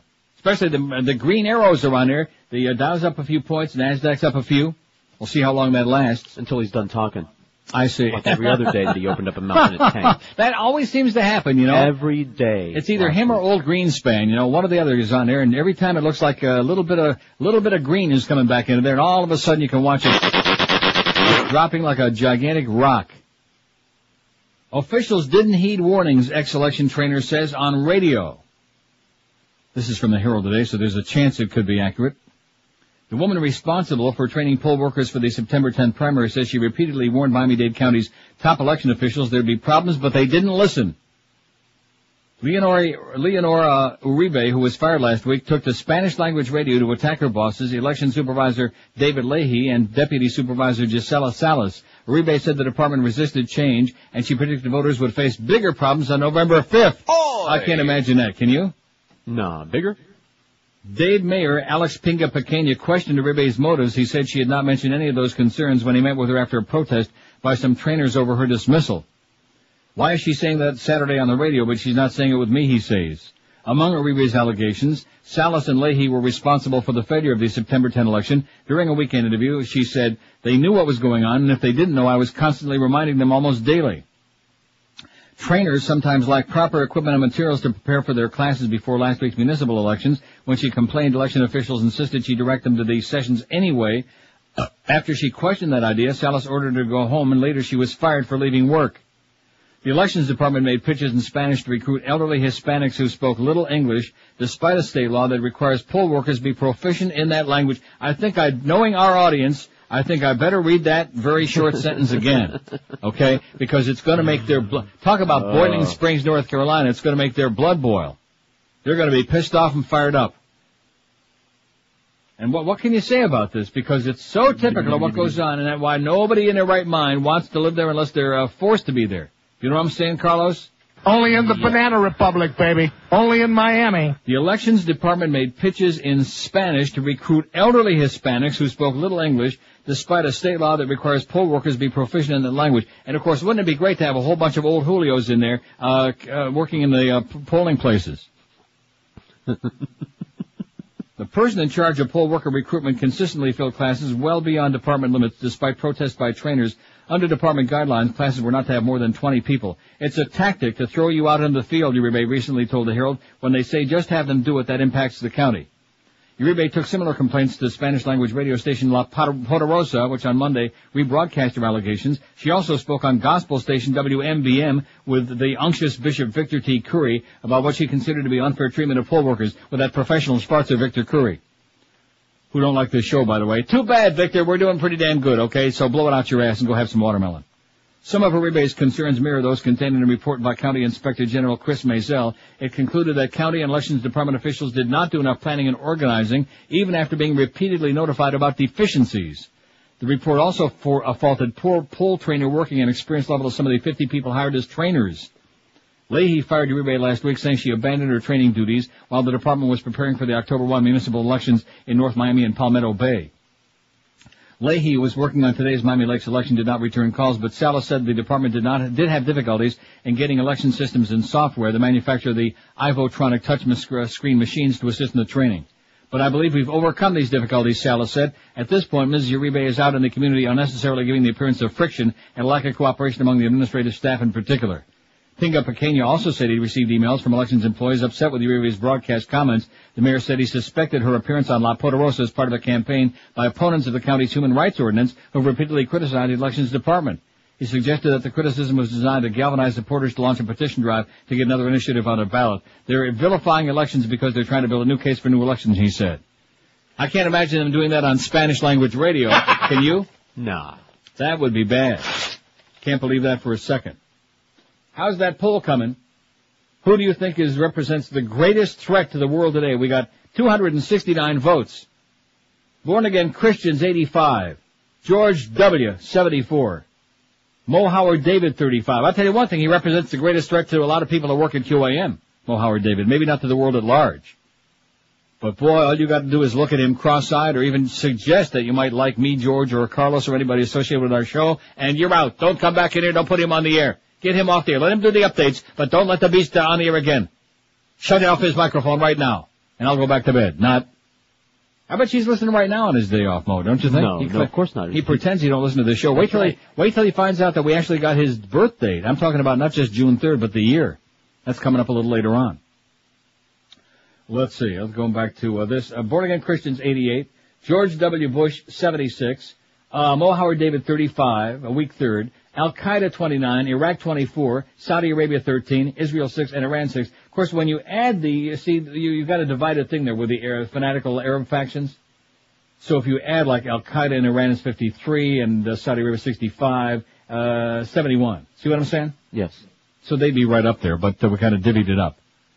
Divvy the blame up, spread it out all the way around. We got the Mad Dog coming up at 1 o'clock from Shula Steak 2. Hank Goldberg at 3. A full 4-hour show today, baby. Hope you take your vitamins this morning. 4 full hours, 3 to 7, with Patrick Surtain, 5 to 6. So we'll buy off an easy hour there. Nice going, Humper. Shivas Regal talking hardball with the Crow, and you better drink a lot of that stuff before you listen to that hour. 7 to 8:15, hour and a quarter. 8:15 to 11 o'clock, or whenever the damn game is over, you got the ALCS, the American League Championship Series, Game 1 between the Anaheim Angels and the Minnesota Twins, the contracted Minnesota Twins. Eat your heart out, Bud Light, you idiot, you asshole. 80K after the baseball game, Joe and Mark overnight. Live and local. This is 560. The radio's all yours now. QAM.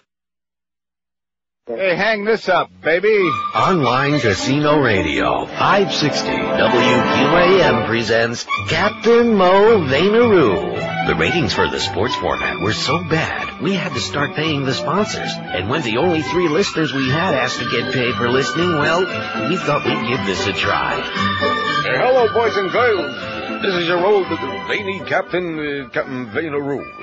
We got the full docket, the mirth and the merriment over here. This stinks. I ought not be doing this, boys and girls. I was a big star at one time, see? But I gotta tell you, kids, living in paradise ain't cheap. I need the check, understand? All right, let's see what we got over here. Got some crepe paper. We'll figure something out to do. Morning, Captain. What do you want, Green Jeans? Leave me alone. Aren't you going to say good morning to our friends? You're right.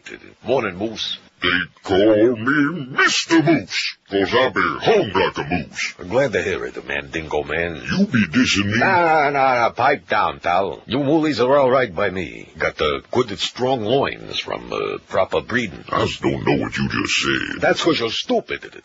Now we're gonna make something out of this crepe paper, you understand? Yo. Then maybe later I'll pull link sausages out of my pants, okay? Okay. All right, now, here's the paper. How many sheets you want, Green Jeans? I'll take 2. 2? Yeah. So that's your take, huh? It's a joke, you moron. Oh! I'll take 1 for me. How many for you, Mr. Moose? Let me hold 10. 10? 10 sheets of paper? That's right. Look at this black-ass monkey over here. He wants 10 sheets. 10 sheets of paper. Well, I got news for you, pal. Paper don't come cheap, you dumb titsoon. Hey, What you with them scissors? I was gonna cut your veiny throat. Help me out here, Green Jeans. Hey, where's your green jeans? Around my ankles, where we want yours to be. That's right. Pull him down, Green Genie. Oh, no. Not again. Get him. One on him. I've been feeling. We'll be right back with more for you boys and girls. 10:45 at 560 WQAM. In line with that last story that we had about Spanish language radio. Yes. And about old Spanish. I can just see those people at the polls, you know? Old Jewish women and old Spanish women working arm in arm, hand in hand. Not. Spanish TV station we're next week. Just what we needed was another Spanish language station in South Florida, boys and girls. Oh! And it's coming. Like it or not. The first locally based, fully Spanish language TV station in Palm Beach County, and the Treasure Coast is expected to sign on the air next week. Excited? Increíble. Thrilled. WWHB, I like the way that sounded there in that little kind of time tunnel. That was beautiful. A reverb greps.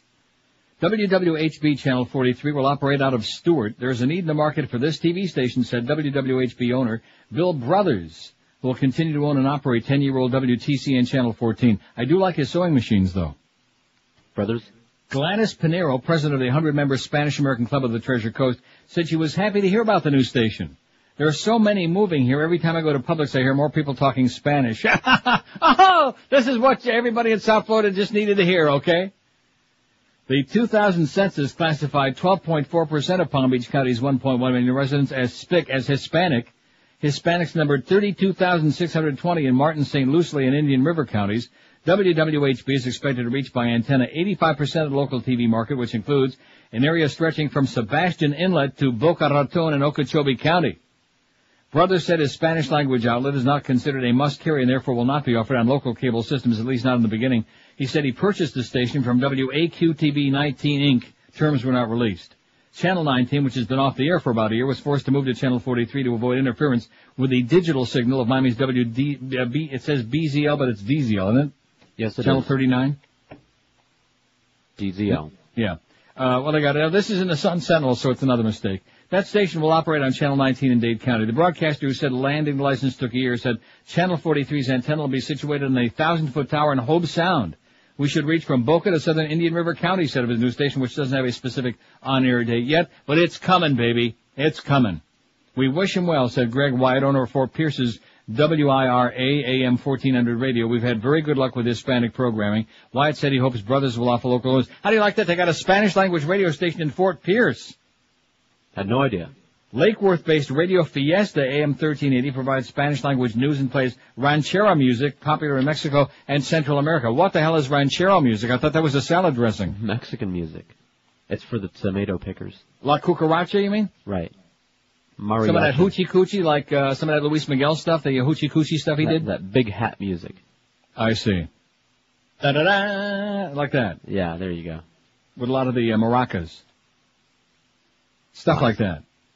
Well, here's a good article by Howard Goodman in the Sun Sentinel today. Hopefully there won't be any mistakes in this one, because the Sun Sentinel don't make no mistakes. Just ask little bald-headed Tommy Jicka, who's got his 50th column of the week, and it's only Tuesday.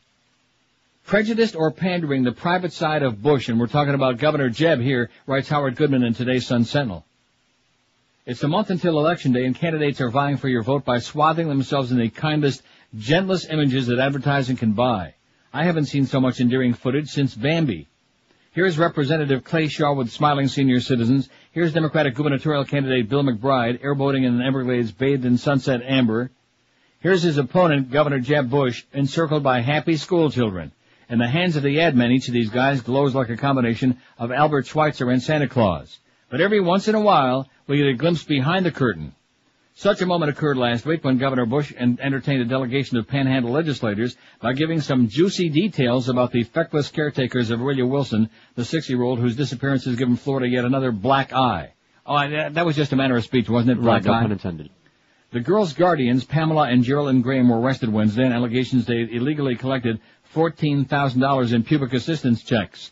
Bush told the legislators the news, then he added the implication that the women are lesbians. Bush said as Pamela Graham was being arrested, she told her co-workers, "Tell my wife I've been arrested." The wife is the grandmother, the aunt is the husband. He made quotation marks with his fingers around grandmother. Bet you don't get that in Pensacola, Bush told the legislators. A reporter from the Pensacola News-Journal taped the governor's remarks. She also caught him outlining his devious plans for subverting the class size amendment if voters approve it by pitting senior citizens and children against each other in a budget battle.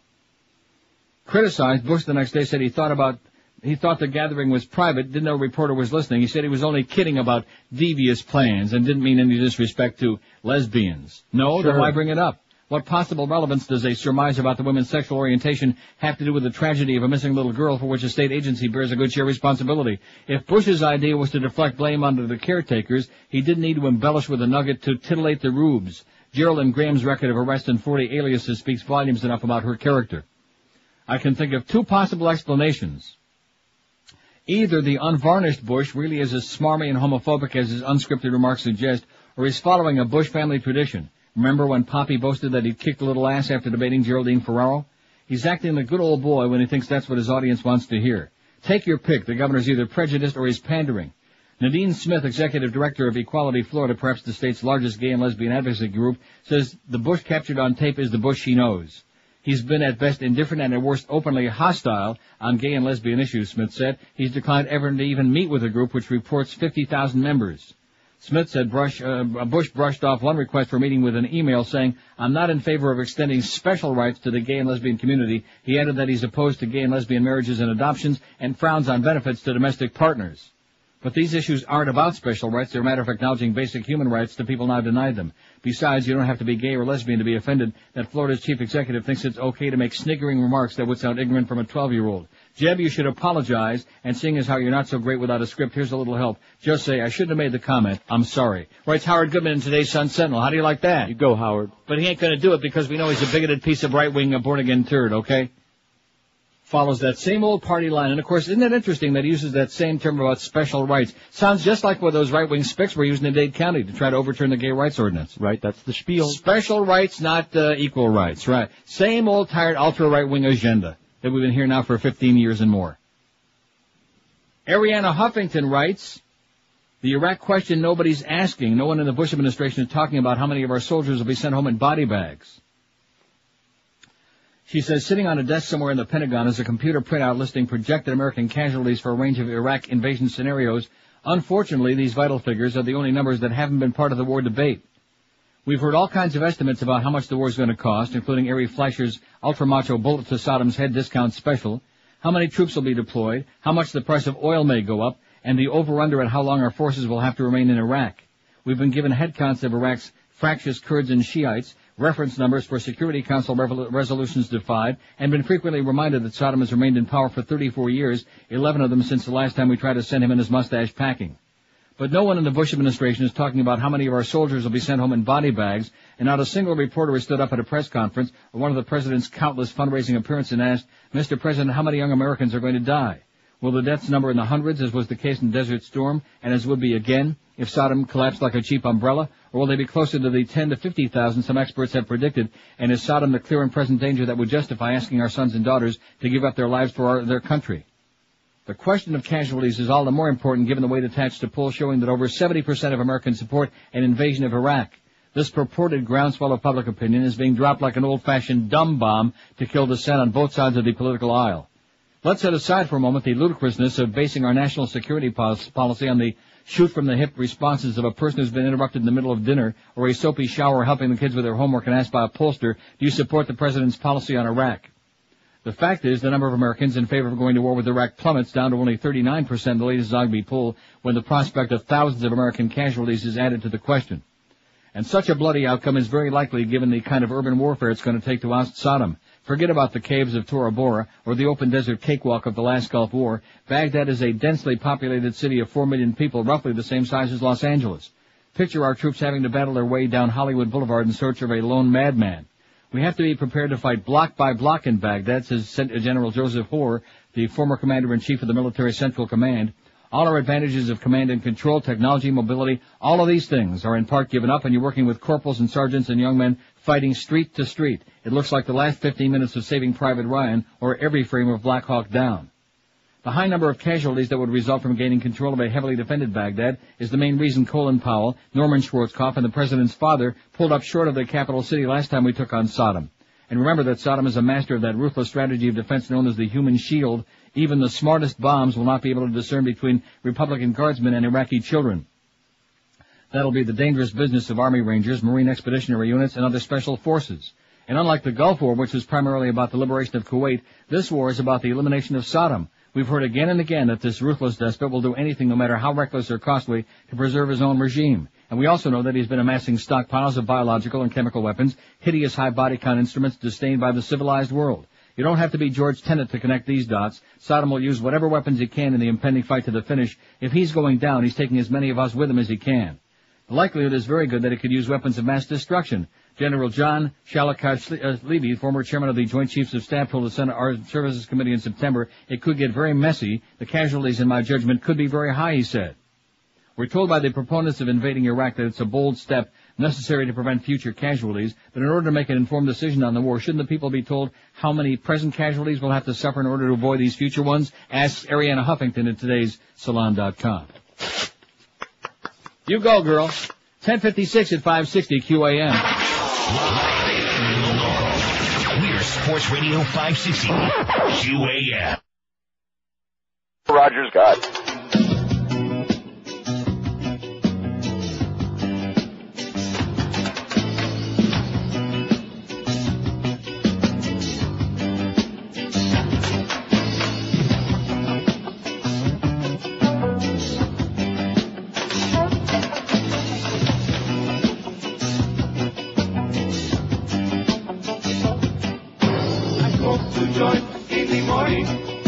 I smoke 2 joints at night. I smoke 2 joints in the afternoon. It makes me feel alright. I smoke 2 joints in time of peace and 2 in time of war. I smoke 2 joints before I smoke 2 joints, and then I smoke 2 more. Oh, my daddy, he once told me, son, you be hard-working man. My mama, she once told me, one day I met a man who came to me and said, you turd, hard work good and hard work fine, but first take care of health. So now I smoke 2 joints when I get up. Alright. In the car I smoke 2 joints. I smoke 2 joints when I play video games, and that's every 10,000 points. I smoke 2 joints. I smoke 2 joints in time of peace and 2 in time of war. I smoke 2 joints before I smoke 2 joints, and then I smoke 2 more.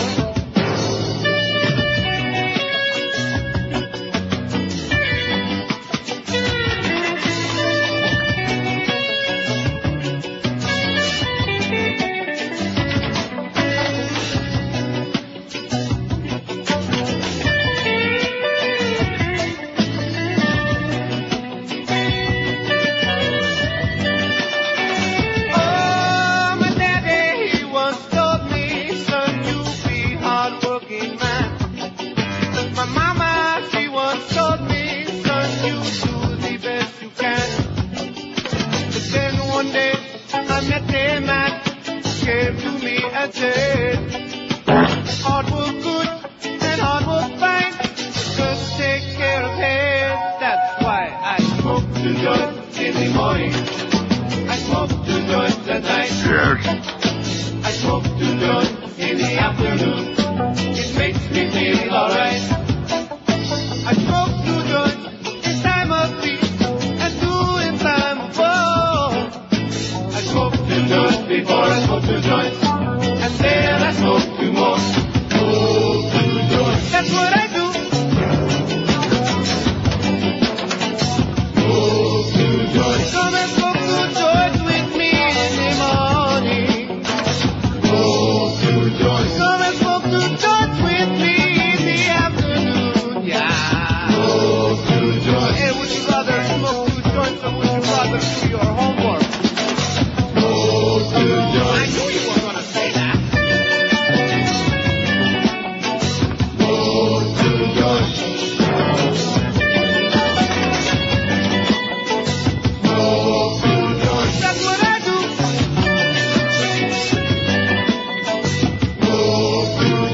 11:04 at 560 WQAM. Happy Tuesday to you. So guess who's in the news again? I give up. Woody I'll give Harrelson. you, his first initial is... Oh! Osama? No. Oh, actually, they spell Orlando- his name. Huh? Orlando Alzagari? No. Out of sight, out of mind. Oh! Let me give you a clue. I killed Nicole. OJ. Does that narrow it down for you just a little bit? A little bit. Hey, before we get into that, we have to correct ourselves. At least I did. What did we do wrong? WDZL changed to WBZL when they joined with the WB. Get it? So it is WBZL. I see. Oh, and guess what? You know something? What? It goes to show you, boy, how lucky sometimes we are. If you wouldn't have mentioned that, I forgot, because the days and the weeks are just flying by. Oh, it's that's like some right, kind of an tonight. evil trick on me. Big event like tonight. Big night tonight. Tuesday, it's Smallville, baby. Oh! It ain't too small when you got a size 14 shoe, I'll tell you that. On the Smallville WB. on the WB. So we love WBZL because of the WB. So Sun Sentinel didn't make that mistake. I'm sure I could find many others if I tried. But why bother, okay? And? Yes? There's more? Well, unrelated, but you were talking about the Jeb comments earlier. For those who want to hear the actual tape. Yes. www.mediahorsonline.com, and it sounds like If this. that's the case, then maybe we can find a way to create a policy mechanism to make that happen. This initiative passes, I wouldn't suggest it would take one. Hope we don't have to dump it. Tax the lawyers? No, actually, in private sector, we have a big debt like that. We sometimes have to liquidate assets. And I would say that the one possible way to pay for it would be to grind up the roads and sell the asphalt back to the asphalt. That sounds like Larry You got to Land. replace it with concrete? Well, we're just going to drive on dirt for a while. Well, we're going to have to cut nursing home. You got to go to the big places, and there's a disconnect right now on that. So yeah, I've got a couple of devious plans if this thing passes that you might want to consider have another look at it with the full Monty, the Full Monty. costs and benefits, so that consumers, voters, will have the full ramifications of this, including which tax will go up and which programs to give an alternative. If you want it. And that's it. That was it? Pretty weak. I didn't hear the part where he talked about the details of the devious plans about setting the old people against. Huh? That was towards the end there. I got a couple devious plans that. And then No, but he didn't finish it. No, well, at any rate, that was, and it didn't sound at any point in that part of it that he was joking. No. Did that sound like joking to you? No, that he was kidding around? He was sharing. He was dead serious because he was thought he was speaking only to a group of his own right-wing, bigoted Neanderthal, phony Bible-toting assholes like him. That's what he thought he was talking to. And then all of a sudden we got a Pensacola reporter and, it was just a joke. This all reminds me of that asshole that called. It's a call that sticks in my mind even more so than how do I attack the buffet at the Emerald Coast. That punk that called like back after the election 2 years ago. I've made reference to it many, many times. He couldn't vote for Gore because he couldn't relate to the people who voted for him. And I said to him at the time, and now here we are 2 years later, now that this born-again feeding frenzy is out of the closet, and I just am curious, can he relate to these people, the nose pickers that voted for W? Of course. And the same bigoted nose pickers that are going to vote for his brother in 4 weeks? Of course. Very sad. Very, very sad, because if you're a fanatical, born-again evangelical nutcase, then by all means, you should embrace both of them. You should put your arms around the bushes. But other than that, I can't imagine anybody wanting to be a party to any of this. Nevertheless, that's just, my own personal opinion. That 13-year-old kid is still in critical but stable condition in Maryland. I just mentioned that in passing, and they still don't know a damn thing about the sniper. They know nothing. Zippity-doo-dah, Nothing. They know nothing. Now, can I get back to O.J., because that was... No, I can't wait. Josie Lambie, remember speaking of the Sun Sentinel, our good close personal friend, actually Norm Kent's close personal friend, that Norm used to call and spew a lot of stuff to that I didn't want in the newspaper, and because Norm has got a loose lip, like that. because Norm just can't control himself. But at any rate, because Norm wants to look like a big superstar, like something that he is, like a radio agent, which he's not. How's your contract coming, by the way? Huh? No, seriously, I thought that was supposed to have been taken care of. I mean, Muff called me on Friday, and they were taking my temperature, and they said, bed over, we're going to stick the thermometer in your rectum. And, everything was supposed to be moving ahead, full speed ahead. I ain't heard nothing. Well, we better start hearing something pretty damn good in the next couple of days, I'll tell you that, because today's the 8th of October, and the deadline that was put in plaster of Paris was like October 10th, I believe, by Miss Kent. So Greg Reed better get off his high horse and off his ass in there and get with it, okay? Instead of listening to a bunch of stupid ball games, he better get with it. Take the jockstrap off, put some real underwear on, because people are starting to talk, and get on the phone and return people. Now, maybe he already has, I don't know. I just mentioned this all in passing, just to try to goose him along. OJ wants to be the next Simon Cowell, but producers tell him to take a hike, writes Josie Lambrey in the Star Confidential, in this week's Star. I apologize, I said the Globe. It's in the Star. Disgraced football great O.J. Simpson desperately wanted to become a Simon Cowell-style judge on a new reality TV show, but he flew into a rage when producers told him, thanks but no thanks. I'm O.J. Simpson, he raged to a producer of Final Cut, a show that wants to be to the art of acting what meanie Judge Cowell's American Idol is to music.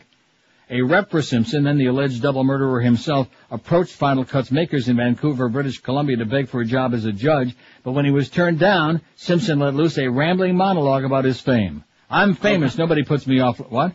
A rambling monologue. A rambling monologue. I am famous, nobody puts me off like that, Simpson said, according to the source. The idea of having the juice on is an attention grabber, to say the least. The Final Cut pits wannabe actors against each other until a cast is assembled for a sitcom. To weed out the talentless week after week, the company's looking for celebrity judges, in the same vein as Idol's Cowell and Paula Abdul. The production company, TV Stars, is feverishly recruiting candidates and judges while networks ponder buying the show. The Vancouver-born star of the WB's network, Dawson Creek, Joshua Jackson, has been approached to be one of the 3 judges. We have no idea how O.J. heard about this, the source said, but there he was on the phone lobbying for it. We decided against hiring him because he'd be too distractive. Telling that to Simpson, however, caused a heated exchange. The producer used a phony deadline as an exchange for squeezing out the juice. Simpson sounded shocked. I won my case, and I'm very popular again. Everybody loves me. I want to do this show. Everybody loves O.J., huh? Everybody loves Raymond, and everybody loves O.J. When's that show start? Starring the members of this building. That's right. Screw Ann, the Water Nazi, Greg, and of course Roy, who's probably still on the payroll. Sam. That's when the producer hung up on Simpson. Simpson didn't return calls for comment, but his lawyer, Yale Galanter, who was always busy, said it's clear that Simpson would love nothing more than work. He hasn't had a job since he was arrested for the murder of his ex-wife, Nicole Brown, and Ron Goldman in '94. He was cleared criminally, but then found liable for the deaths by a civil court. Simpson, 55, now lives on his $20,000 a month National Football League pension. Poor baby. OJ's got other things in the works, Galanter said. We're negotiating with 2 television networks. For what kind of job? Galanter says Simpson has been approached to act as a consultant. If actor Robert Blake's wife-killing case goes to trial, that sort of makes sense, doesn't it, says Josie Lambrey. Yeah, how do you like that? Maybe they'll even put a cockatoo on his shoulder. Knock the chip off the one shoulder and put a cockatoo on the other one. So there you go, OJ. That's a great line, though. Everybody loves me. I'm very popular again. I want to do this show. And at the bottom of this page, I wasn't even going to bother with this, but because she looks so much like her sister, Brittany's little sis, a diva in training. You see this? I've seen the pictures and some of her on TV, too. Brittany's mini-me sibling had a very adult oops on the set of the Nickelodeon Kids comedy show. All that. Confidential spies say that 11-year-old Jamie Lynn Spears, Brittany's little sis, gets mighty unhappy when someone tries to take away her Starbucks Frappuccinos.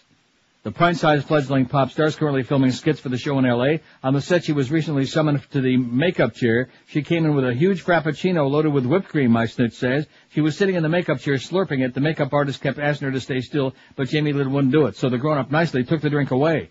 The makeup artist finally told Jamie Lynn that the quieter she remained, the quicker she'd get her drink back. You should have seen her sitting as still as a statue. Don't know about you, but I wonder what an 11-year-old girl is doing with large coffee drinks anyway, writes Josie Lambeat, huh? Mind your own business, Josie, okay? Don't be sticking your nose in it. Plus, she's only 11 years old. I'm sure it was a decaf Frappuccino. I would not be putting naked pictures of 11-year-olds in the paper if I was you.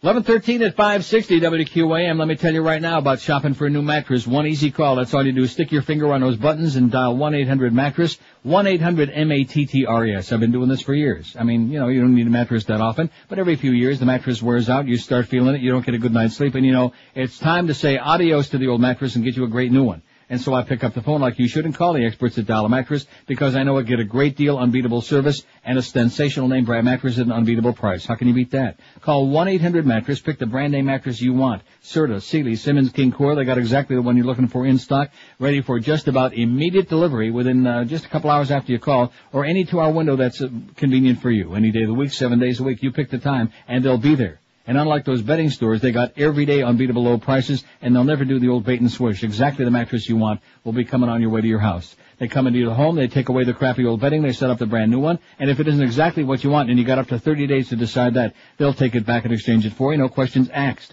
So be smart. Call Dollar Mattress right now. You'll be sleeping like an infant as soon as tonight. Call 1-800-MATTRESS, 1-800-MATTRES, or check them out on that web at mattress.com. This is Sports Radio 560 QAM. Killed Nicole.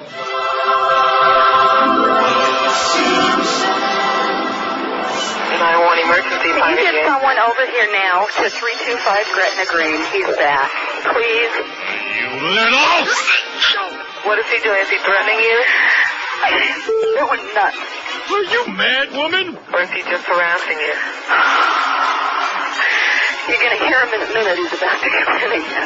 No! Just stay on the line so we can know what's going on until the police get there, okay? Oh, dear God, no! Just have a cow, Dad. In case he comes in, I need to hear what's going on, all right? Did you hear that, right? Is he yelling? Yes. Okay. Has he been drinking? It's not whether you win or lose. It's how drunk you get. Flaming. 11:19 at 560 WQAM. Got a lot of votes on that poll. Who do you think represents the greatest threat to the world today? 357 votes. Born-again Christians in first place, 109, but not a comfortable lead because George W. is right on their ass. He's got 97. Mo Howard David, 46, kind of a respectable third place showing. Al-Qaeda's got 37, Iraq 33, Saudi Arabia 19, Iran 10, and Israel's only got 6. Oy! Only got 6. That's funny because they got 14 yesterday. That's good. And they only got 6 today. Well, it's early in the day. No, it's actually not early. It's late in the day. Later than you think. They're way ahead of us. The parent company of the Dallas Morning News accused House Majority Leader Dick Armey of trying to retaliate against the newspaper for its coverage of his son's failed congressional bid. Reporting in yesterday's editions, the newspaper said the Texas Republican tried to have language inserted into a $10 billion military appropriations bill to force Bellow Corporation to divest itself of one of its 3 Dallas media properties. Bellow owns the News, 3 other daily newspapers, and 19 TV stations across the country. The provision did not mention Bellow by name. Bellow executives said Armey was retaliating for the newspaper's coverage of his son, Scott Armey, a former Denton County judge who lost an April runoff for the seat of his father who's retiring. Armey did not return calls for comment by the AP. The Morning News said Armey didn't respond to their request for comment either. Leading up to the election, articles published in the News and another Bellow property, the Denton Record Chronicle, looked at Scott Armey's record as judge, including his votes for contracts benefiting political associates. At the time, the elder Armey accused the newspaper of vicious unprofessionalism. The newspaper, of course, denied the accusation. How do you like that, Dick Armey? He's not only pissed off with Barney Fagg, he's upset with the newspapers because his kid lost. No. But the good news for us is he's retiring. Oh! He's out. Bye-bye to Dick Armey. Bye-bye to Bobby Barr. And who was the other one? There was one other one we talked about the other day. Good news, whoever the hell it was. The man suspected of stabbing Paris's openly gay mayor early Sunday told interrogators he did it because he disliked politicians and homosexuals, judicial officials said. Bertrand Delano is expected to remain hospitalized for at least a week to recover from the single stab wound to his abdomen. His office had initially described the injury as minor. He had surgery for 3 hours after being rushed to Pitié-Salpêtrière Hospital. How do you say that? I don't know. What a pity at Saltpeter Hospital. I think that's what that means. The unidentified suspect, who was taken into custody immediately, confessed to the stabbing, said judicial officials, who spoke on condition of anonymity. They said the 39-year-old attacker told them he was a devout Muslim and acted out of opposition to politicians and gays. Investigators believe the suspect is not linked to any Islamic fundamentalist parties. The suspect, who's been hospitalized previously for psychiatric treatment, comes from one of the toughest neighborhoods in the Paris suburbs. Delano, 52, was attending a lively all-night party at City Hall as part of Paris' first-ever Sleepless Night Festival when he was attacked. Dozens of museums and tourist attractions, including the Eiffel Tower, were open all night, and concerts and art exhibits were being held throughout the French capital. Nearly 2,000 people had gathered at City Hall for a concert of electronic lounge music and other festivities. Delano moved freely among the crowd without any security guards when he was stabbed in the Salle des Fêtes, a lavish ballroom decorated with red and green lights and palm trees. I have no idea how you say any of these French words. Salle des Fêtes? Whatever, I don't know. And we don't care because they're frogs. Mayoral spokesman David Lambloy said security was kept to a minimum because Delano wanted to maintain a relaxed atmosphere. Visitors milled about were able to enter and leave the building without being searched or questioned. Delano never lost consciousness, even gave the order for the party to continue as he was being taken to the hospital, Lambloy said. He said, don't ever give an order like that again. Ségolène Royal, a former socialist family minister who visited the mayor at the hospital, said he suffered injuries to several organs and would be hospitalized for at least 8 days. The attack was the second in less than 3 months against a prominent French politician. On July the 14th, a man allegedly tried to shoot President Jacques Chirac as he reviewed troops at the annual Bastille Day military parade in Paris. In a statement, Chirac said he was outraged by the stabbing and hoped for a quick recovery. An unknown socialist politician when he took office in spring 2001, Delano had used his term to improve the city's quality of life.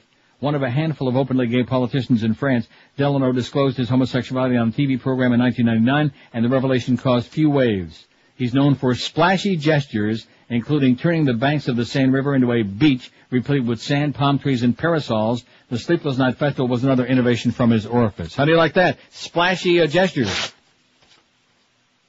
Like Charles Nelson Riley, kind of like that, you know. So did you say that the green arrows were up before the president was talking?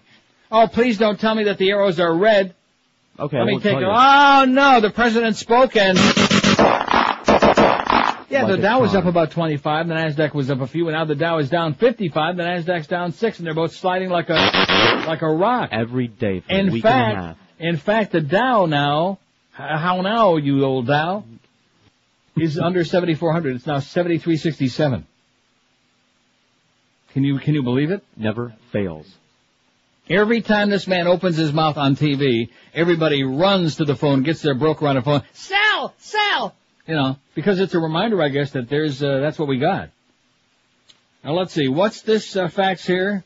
Although O.J. was turned down for that show, he was signed to be part of an HBO special titled O.J. White vs. Black, which is a documentary which pits the original verdict of not guilty to be hashed out with the vocal arguments between whites and blacks. Also, and yes, it is true, HBO is going to premiere another show where cameras have followed George W., President Dumbschmidt, through his daily work. A weekly program a la the Osbournes will air in early November, same as the O.J. special. Early sneak peek footage, Bush is seen making funny faces to the camera and telling bad jokes. As John Stossel says, give me an effing break. How do you like that from one of our chronic faxes, huh? I don't.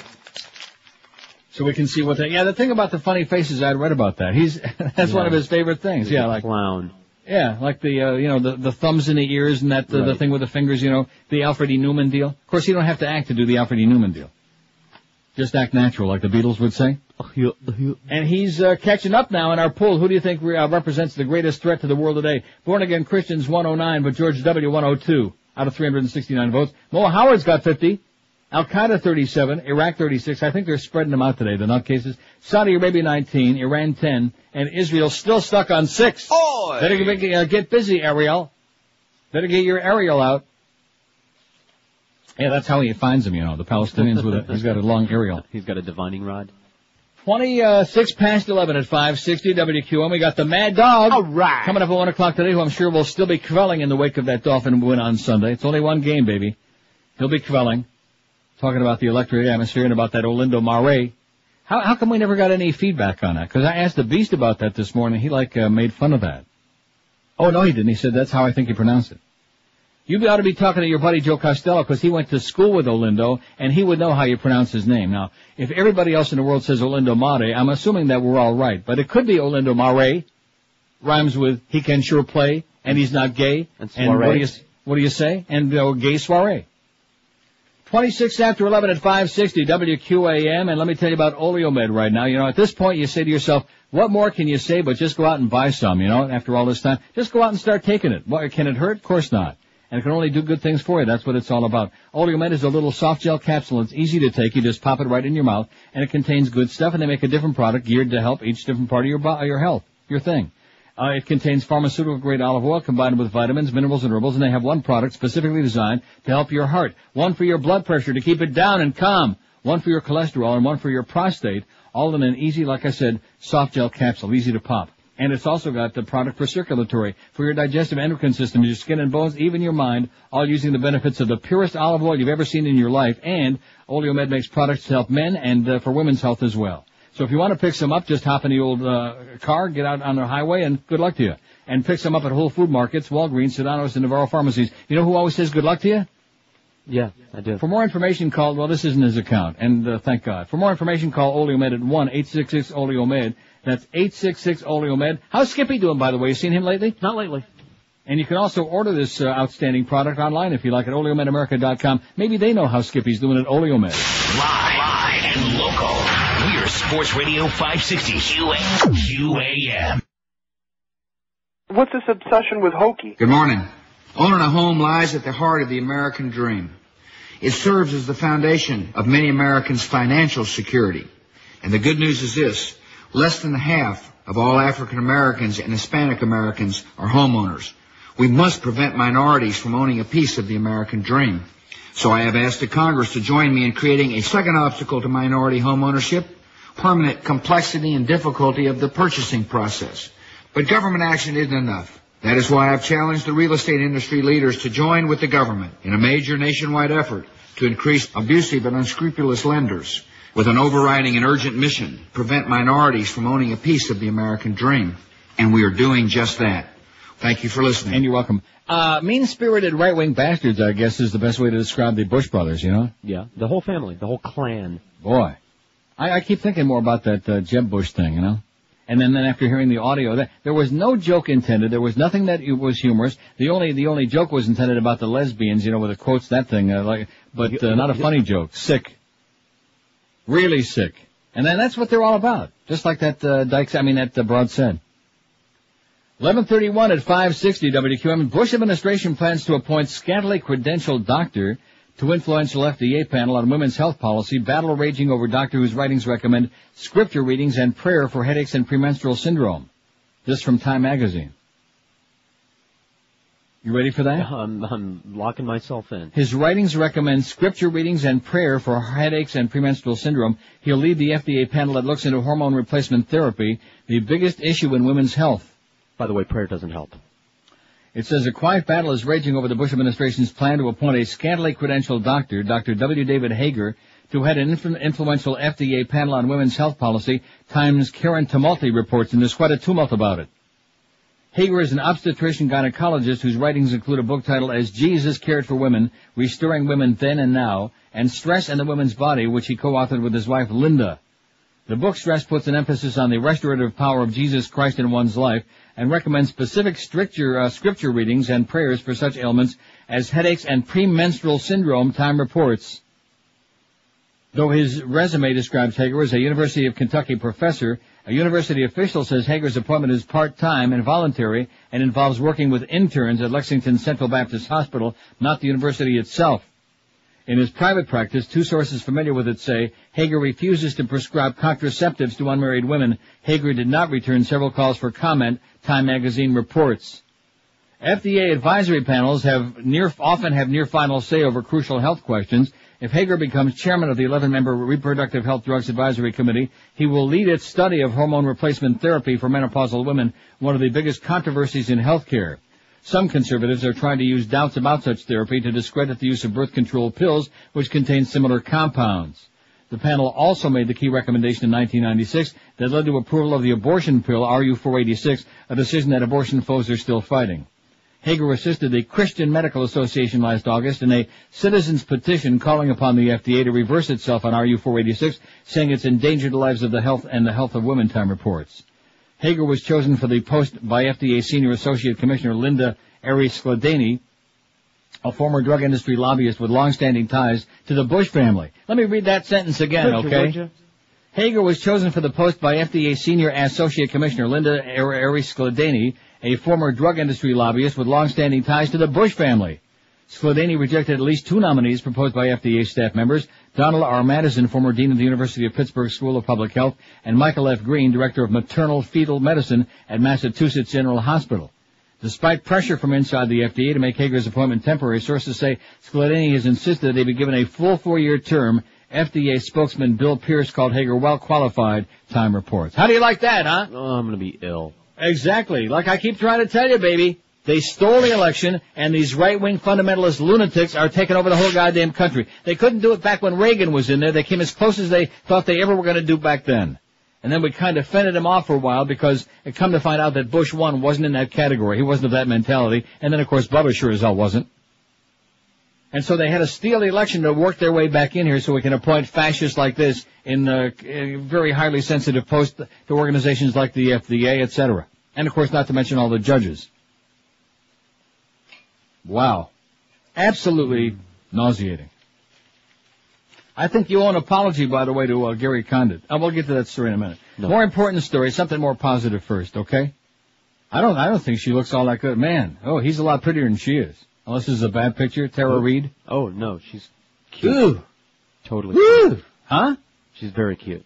Well, she ain't cute in this picture, okay? I'll take your word for it. This is no, you don't take my word for it. Page 10 in this week's Inquirer. When you're standing at the checkout at Publix, just pick up this week's Inquirer. If you got it down there yet, it's the October, what is it? I don't know what the date is on it. How come they don't put the date on these things? You know, more shelf life, longer shelf life. Oh. Makes it vague. Here it is, October 15. So in other words, it's next week's because it always comes out a week ahead of time. If you get the new one, which we always have here, like pronto. Anyway, Tara Reid moves in with Super Bowl hunk Tom Brady. Oh! Super Bowl winning quarterback Tom Brady has scored with one of Hollywood's wildest young stars, American Pie cutie Tara Reid. The hunky New England Patriot is so enamored of the willowy blonde, he's moved her into his luxury Boston pad. Tom flew in Tara for a fun weekend, and she never left, said a friend. I thought we saw pictures after the Super Bowl of him with his fiancée in Hawaii. Was that some other broad? Last spring, Tara publicly revealed her interest in Tom right after the Patriots won the Super Bowl and he was named MVP. In a magazine interview, she cried about her breakup with MTV's Carson Daly and revealed she'd asked her agent to set her up with Brady. Oh, you better deuce that thing out real good, honey, if Carson Daly's been in there. Before Tom gets too close. Are you kidding me? Carson Daly? Yeah. Oh, my God, let's cancel lunch for the whole world today. I know, it's nauseating. At first, Tom wasn't interested. He's known as a serious, clean-living guy, and he'd heard all the stories about Tara. Serious, clean-living guy, right. What a sense of humor. But then he changed his mind and decided it might be fun to meet her. He flew her to Boston to watch the Patriots play on Monday Night Football on September 9. That's not the word he was thinking. Wait a minute, they played a Monday night game? September 9? I guess that was preseason. No. Maybe that was the whooping they gave to the Steelers. Was that a Monday night game? I don't remember. And Tara lived up to her reputation. She was seen coming out of a bathroom in the stadium wobbling all over the place. She blamed it on her shoes. Tom took her, kind of like the maid in La Cage aux Folles. Remember, it was fumbling all over the shoes? What that was his name? Jacob. Tom took her home, and the next day he took her to lunch at the Italian restaurant Il Panino. Then they went out to dinner a few nights later, another Italian restaurant, Ciro's. He also took Tara to a Red Sox game at Fenway Park, and they went to a Broad Street club, The Place. They went to The Place. Tara was all over the bar and dance floor. She even climbed on a table to dance and had to be ordered off by security. Then she suddenly buried her head under Tom's shirt. Far from being embarrassed, he was loving it. Tom, 25, and 27-year-old Tara were out partying again after the Pats whipped the Jets on September 15. Yeah, I was right. That was the Steeler game. Yeah, I got it here. What was the score in that game? 52 to something? Yeah, that's it. See, that's Carlos's, that's the only score he knows, is 52 to something. You know, that's his thing, you know. Cinquanta due. Anyway, they took a limo to the exchange where Tara dragged, Tom out of the dance floor, said one friend. At one point, they slipped away for some heavy-duty smooching in a back room. Now the couple are inseparable. The only time Tara left Tom's place was when his mom came in for the weekend. Although Tom introduced Tara to his mother, she moved into a motel while Mrs. Brady was in town. As soon as Mom left, Tom moved Tara right back into his pad, and now they're the Brady bunch, I guess. A teammate added, Tom's crazy about her. And this picture of her, man, if this is what she looks like, he must just be crazy, period. Did you not see American Pie, either one of them? No. Okay. Oh, yeah. Oh, American Pie, the movie? Yeah, but that's such a long time ago. So you don't remember the blonde? No. Okay.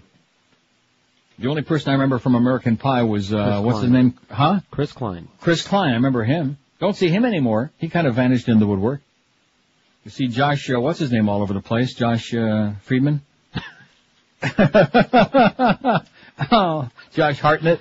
Yes. And have you ever noticed the striking similarity between Josh Friedman and Josh Hartnett? They both have 2 eyes and 4 limbs. I was going to say 2 legs, but in Josh Friedman's case, how could you tell, 21 till noon at 560. So good luck to you, Tommy. Okay, you had a couple of rough games there, but we still love you, and you're making more money than God, and et cetera and so on. Everybody's writing about Tom Brady. He ain't no Jay Fiedler. See, there's some of us who, I was a Patriots fan. People don't believe that before. And by the way, Mo, since you're listening right now, this business of knocking Drew Bledsoe, he's had a hell of a season for Buffalo so far, but the problem is that they have no defense. Granted, he threw a couple of balls to the guys on the other team, but the fact of the matter is he's throwing for like 315, 400 yards a game, and the Bills lose some of these games because they have no defense. In fact, that's probably why the Raiders scored 52 points the other day, wasn't it, Carlos? Yep. I heard it was 152 to 31. But they're knocking him. What the hell is that? Is he supposed to play defense too? Is that the deal, Mo? Uh-huh. You idiot, you silly old coot. Oh, don't let me forget about the year that he was born. And also, don't forget those emails that you intercepted this morning. They were sent to me. George has got some hot emails for you. From the Mo-file. The Mofo. Oh, look at that. W's moved into first place. I think we're getting some phony votes on there now. But, well, yeah, it's pretty close. Keep it close, okay? Keep it exciting. Let's have a cliffhanger. 20 till noon at 560 WQAM. And if you want to lose some weight, there are a lot of things out there. All these phony pills. A lot of them are bad for you, too, by the way.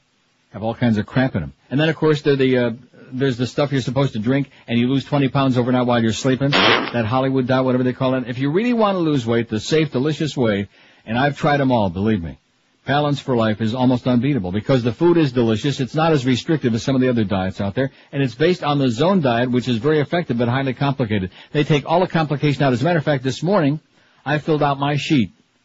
For when I'm coming back in a few days, I filled my sheet out for the menu thing, which is those are the only choices you make. They give you 2 choices for each meal and for each snack. And in your little black sack they deliver to you every day, there's the food. Delicious fresh goodies, all kinds of, in fact, what was that one, the Reuben wrap? That's my favorite. They could give me a Reuben wrap every day for one of the meals and I'd be a happy camper. 3 gourmet meals, 2 delicious snacks, a little bottled water in your black sack. That's all the food you need for the whole day. So you don't have to count calories, you don't have to count carbs, you don't have to do any shopping. And believe me, there's plenty of food in there to keep you satisfied and full all day long, and the weight will pour off your body, just like the Beast, who lost 55 pounds, and we'll see on Friday how he's doing this week, okay? Enough of the cruising already, okay, Beast? Or I'm telling more about what you said this morning about Mo. Here's the phone number, Balance for Life, call him at 954-568-3229. Get started right away. The sooner you start, the sooner you're going to lose that weight. 954-568-3229, or check out their website at balanceforlife.com. Live and local. This is Sports Radio 560. QAM. You call that a penis?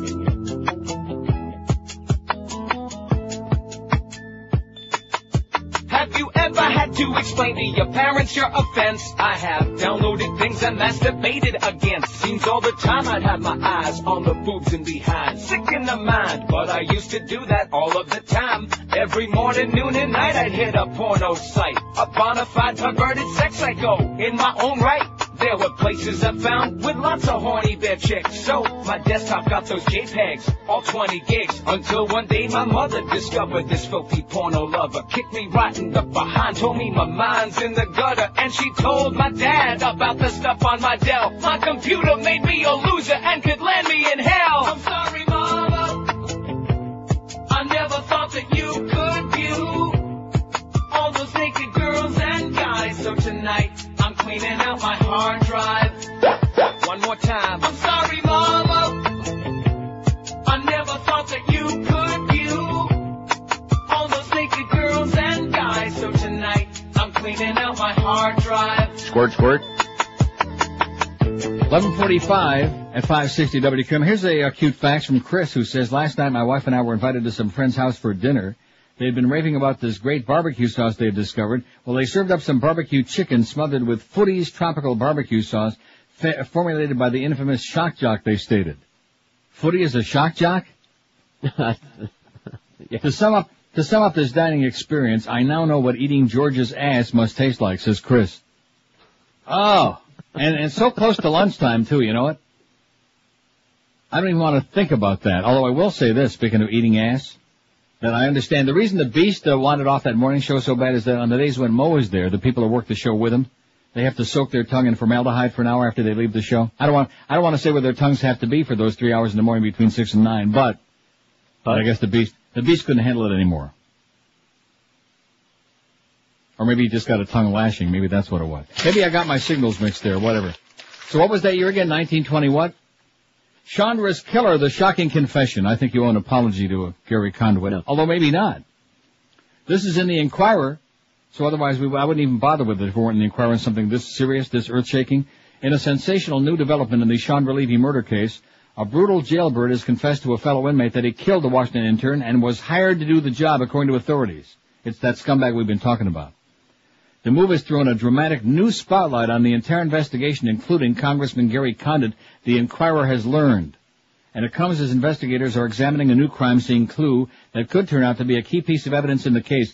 Police recently turned their attention to 21-year-old jailbird Ingmar Guandique, a Salvadoran day laborer who's serving time for violent knife attacks on 2 young women in Washington's Rock Creek Park, close to where Chandra's skeletal remains were found on May 22nd. One of the assaults was carried out just a half mile away. Investigators showed their strong interest in Guandique by interviewing his brother no fewer than 4 times recently. Detectives are also trying to locate items of Guandique's clothing that can be subjected to forensic testing. The explosive new murder-for-hire scenario is especially significant because insiders believe Condit had a strong motive for wanting Chandra out of the way. Like I said, we take back the apology. Some investigators believe that Chandra was the target of a hitman hired to stop her from possibly revealing what she knew about some powerful men in Washington, a top Washington police source told the Inquirer. After all, she was Condit's mistress, and he had close ties to important intelligence information and the lifestyles of other politicians and lobbyists. This is all now being re-examined. The attacks that sent Guandique to jail on a 10-year sentence occurred on May 14th and July 1st, 2001, just weeks after Chandra's May 1st disappearance. In both cases, the knife-wielding thug terrorized young women jogging in lonely sections of Rock Creek Park. He grabbed the women, but they fought back and escaped. Assistant U.S. Attorney Christina Ament called him a predator who turned the park into a hunting ground, selecting victims and stalking them before launching his vicious attacks. If that's the case, wouldn't that not contribute to being a paid killer? Right. Anyway, it says, and Chandra's killer is someone who was fit enough to scout out the remote and hazardous area of Rock Creek Park where Chandra 24 was found, according to former D.C. homicide detective Ted Williams. The killer would have intimate knowledge of the hidden and little-used parts of the park, said Williams. He had to know that even if things went wrong and there was a horrendous struggle, even screaming, no one would hear those sounds. The killer had to believe that he'd carry out the crime undetected, and he was proven right. The location was so remote that by the time the body was found, there was very little forensic evidence left. After Guandique was sent to prison, one of his cellmates confessed to detectives that the convicted attacker told him that he killed Chandra and claimed he was hired to do it. The prisoner told detectives that Guandique boasted he stabbed Chandra to death in Rock Creek Park and that he had been hired for the killing, said the police source, but the information was disregarded because the cellmate failed a polygraph test and Guandique passed. Recently, however, with the case stalled, detectives decided to take another look at Guandique and his alleged confession, and they were stunned to find that both polygraphs were botched. Because both prisoners spoke Spanish, and they spoke Spic, and the lie detector test was administered with an interpreter translating for them. Experts believe that only a bilingual polygraph examiner could get a true result. Better bring them to the state county, I guess. Using an interpreter is a big problem, retired New York police officer and nationally known polygraph expert William Houghton told the Inquirer in relation to harness driver Billy Houghton, rest in peace. Questions and answers are distorted and the results are always inconclusive. In a polygraph exam, the person being tested must be convinced that there's no way he can lie without his body movements giving him away. That does not happen when you use an interpreter. But if Guandique is the killer, investigators don't believe he knew Chandra or had any clue as to why she had to die. It wasn't Guandique who lured her to the scene of her death. She left at her apartment that day expecting to meet someone she knew and trusted, and inside her be San.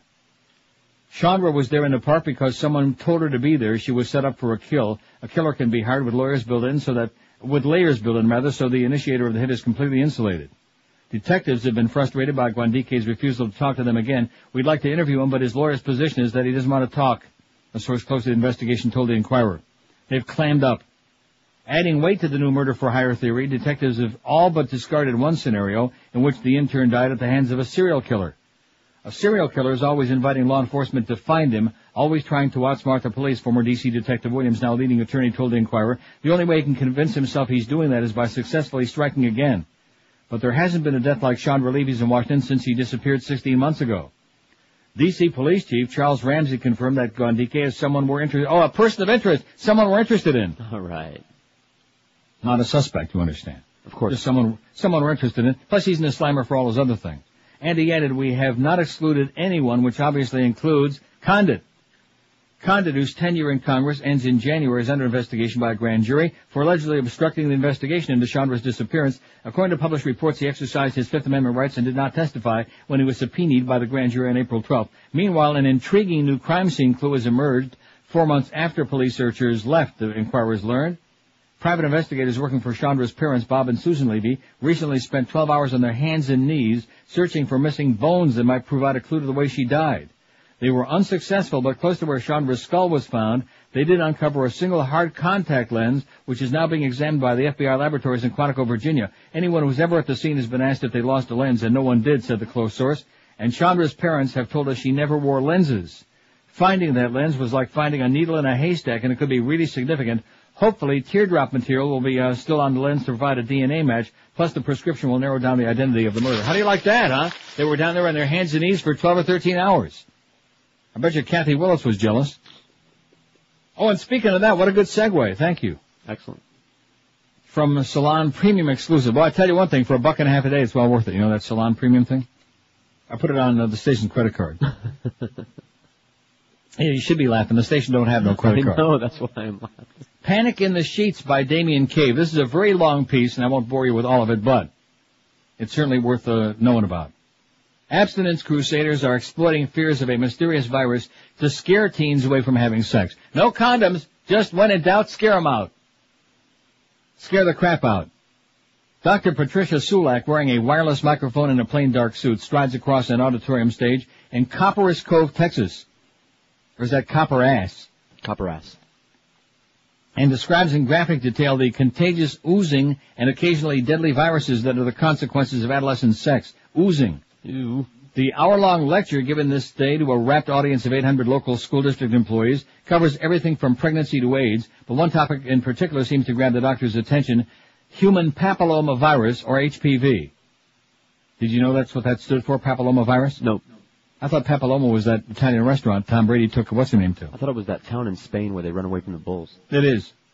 In the first 10 minutes of her lecture, she mentions the sexually transmitted disease 3 times and HIV only once. She shows graphic pictures of people with HPV infections, but no photographs of anyone with AIDS. And when she speaks at length about HPV in a slight Ross Perot drawl that cements the impression that she's a straight shooter, Sulak seems to revel in the virus's frequency and effects. How many people know that human papillomavirus is the most common sexually transmitted disease and that it causes cervical cancer, she asks. Then she offers a handful of factoids. 50% of sexually active women have been infected. In one study, 90% of sexually active adolescents were infected with HPV. Even if a small percentage develops problems, so many people are infected that we have a huge health problem in this country, she'd be saying.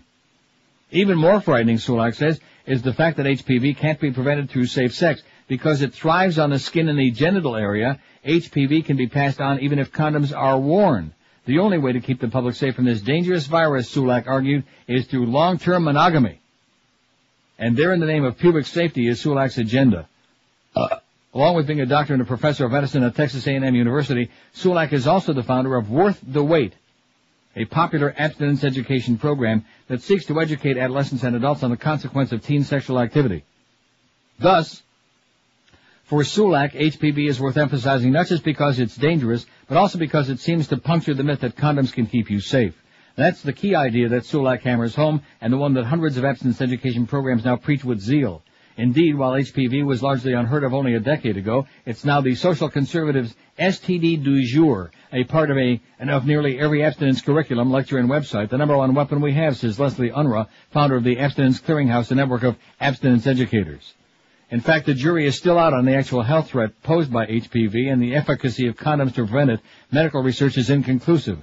But in the absolute-minded black and white world of the sex-fearing conservative right, uncertainties are an easily avoided hurdle.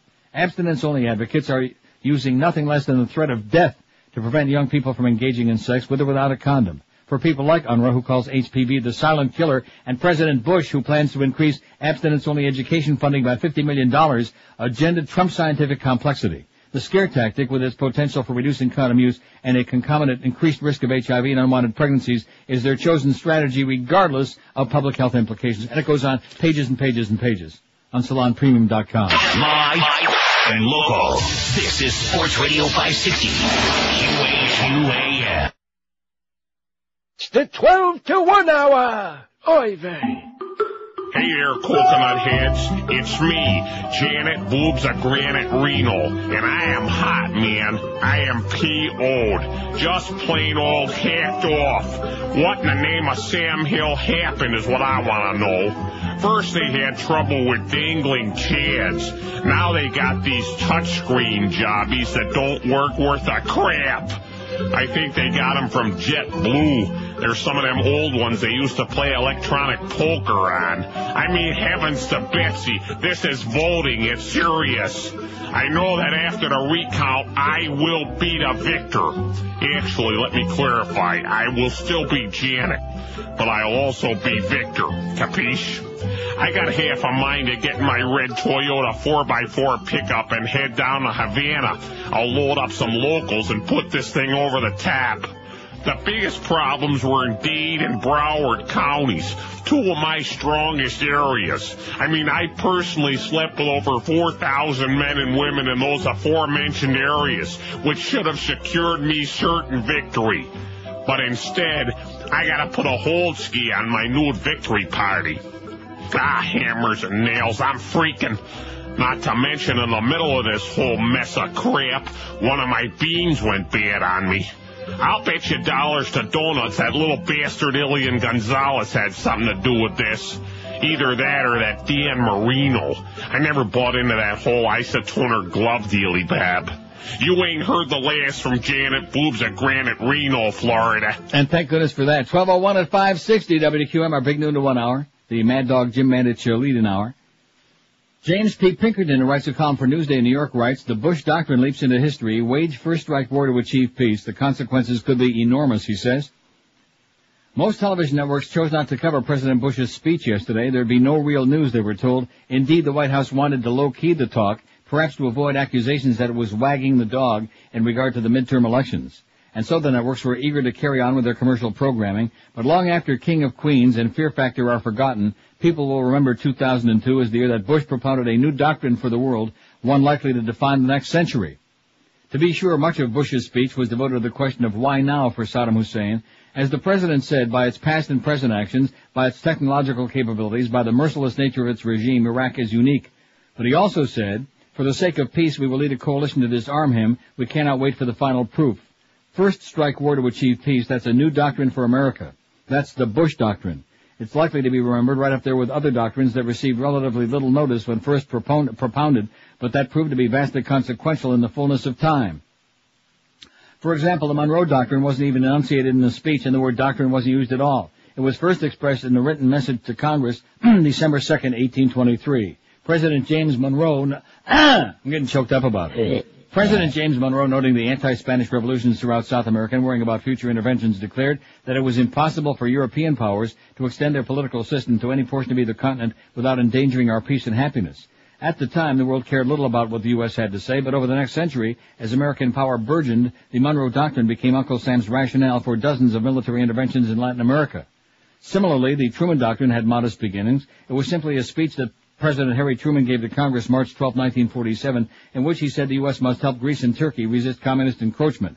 At the end, he added, I believe it must be the policy of the U.S. to support free peoples who are resisting attempted subjugation by armed minorities or by outside pressures.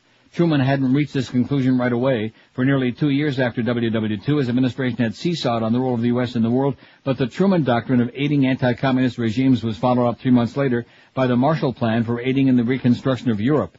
Those initiatives were the beginnings of the Cold War, punctuated by hot wars in Korea and Vietnam, in addition to bidding wars for the loyalties of so-called non-aligned countries. And so it is with Bush. It's only gradually becoming obvious that he has a grand plan for the world. After the 9/11 attacks, he mostly focused on Osama bin Laden and Mullah Mohammed Omar, and in military operations that commenced a year and a day ago, the U.S. routed the Taliban from Afghanistan.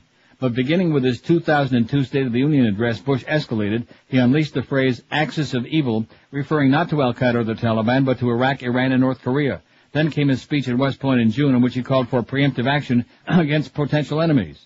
The world is paying attention. The stock market goes down when Bush talks about war or anything else, even as oil prices rise. The Russians have been making noises that they wish to apply the doctrine to neighboring Georgia, and speculation abounds that others, China, India, and Israel, will use the Bush president to settle their own scores. And that's the point.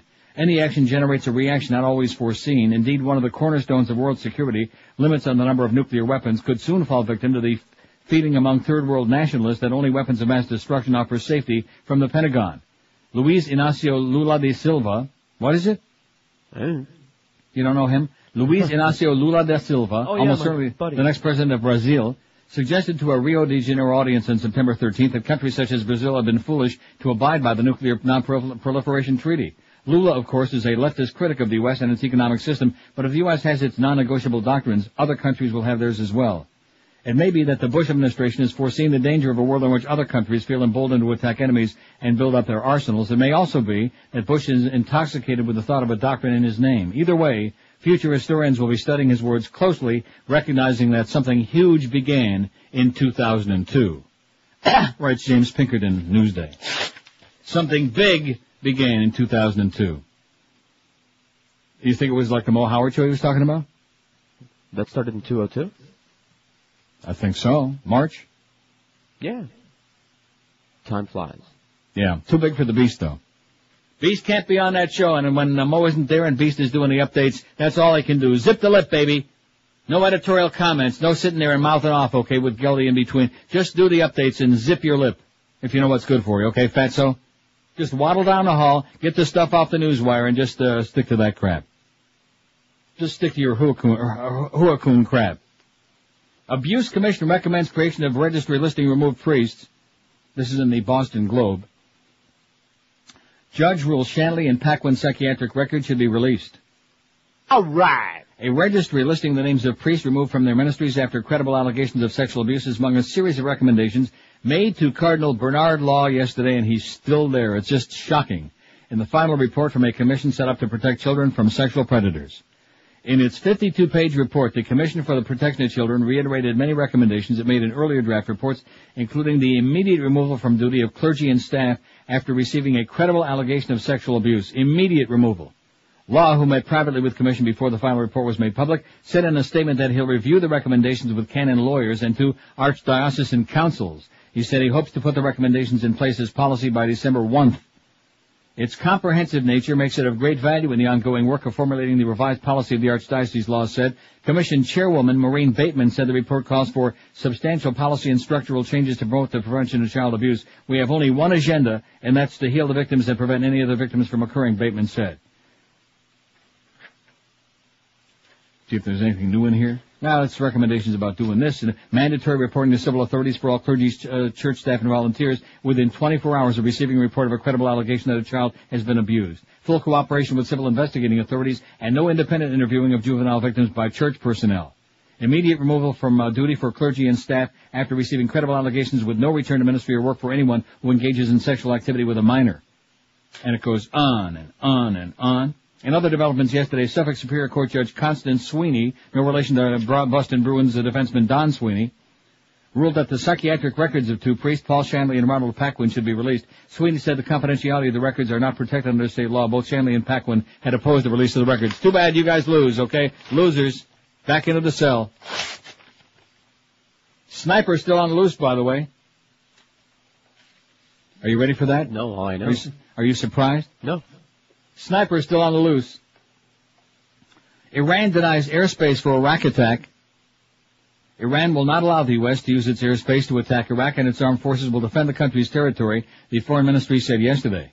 We hope such an error will not be committed by anybody, Ministry spokesman Hamid Reza Safei said. It's clear our armed forces are prepared to defend the country's territorial integrity and its airspace and land. The Islamic Republic will not accept such acts in any way, shape, or form. He said Iran was not a friend of Iraq, but will not take part in any military operation to topple Iraqi President Saddam Hussein.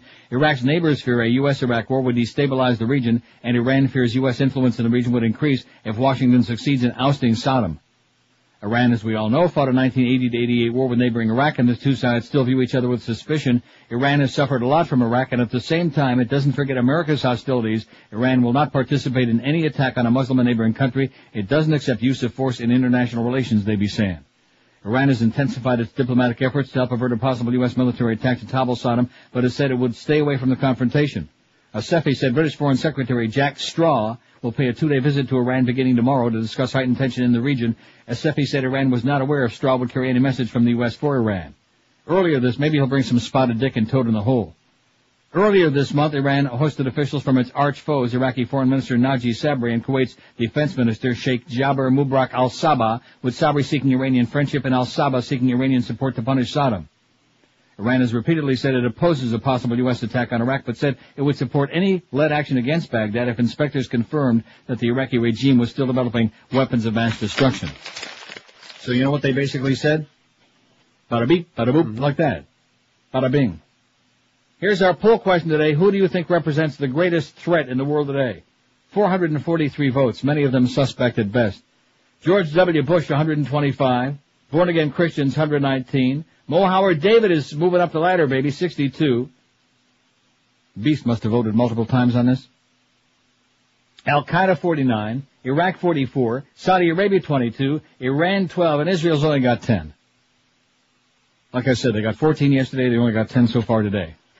But they still got some time. It's still Tuesday over there. They do a lot of nighttime activity, too. Is that what it is? Yeah. 10 minutes past noon at 560 WQAM. Does this sound like you? Overworked? Uh-huh.